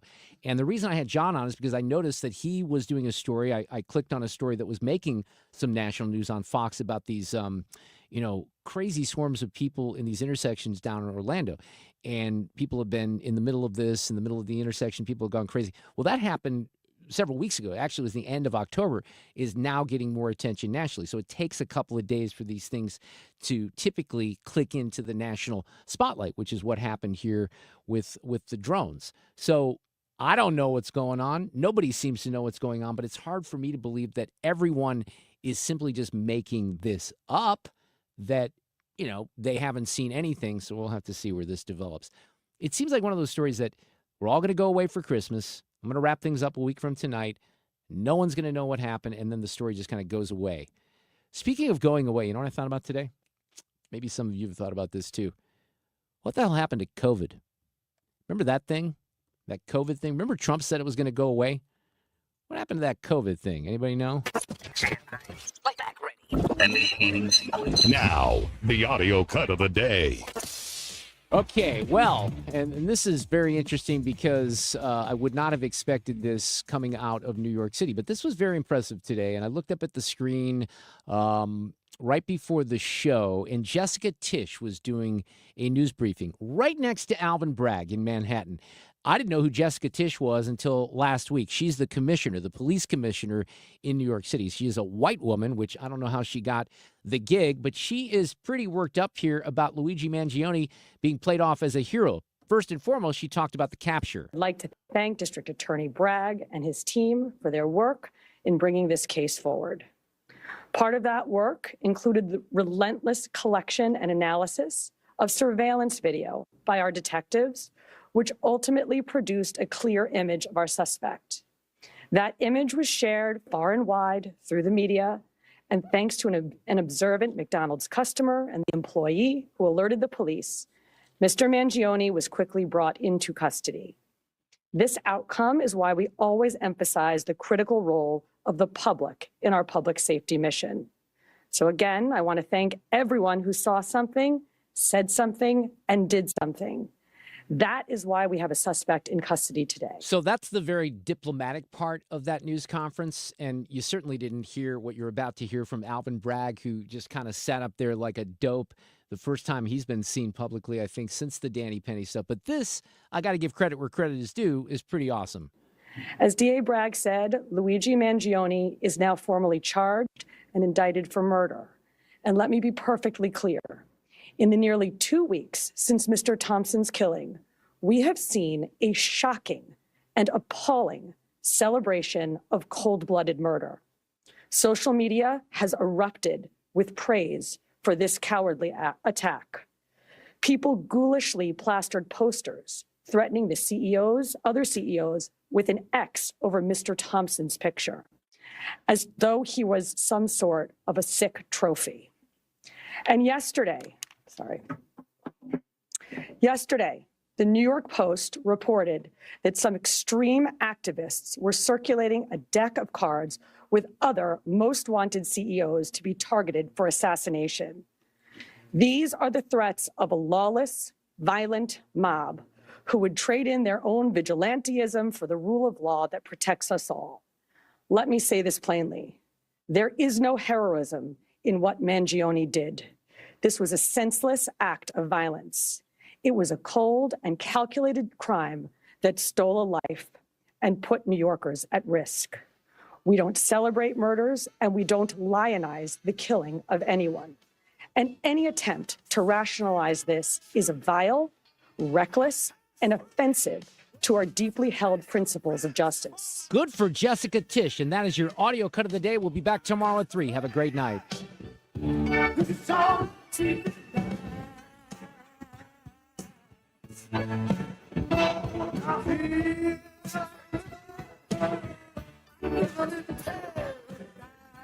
Dependable traffic on 97.1 FM Talk.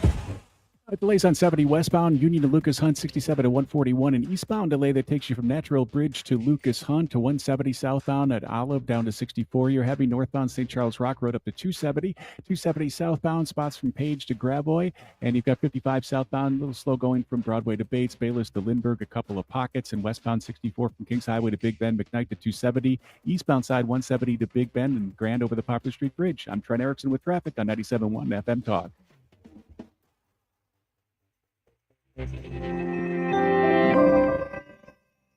Are you worried about the state of the economy? Concerned about market crashes and rising inflation wiping out your savings? At Noble Gold Investments, we understand your fears and have a solution.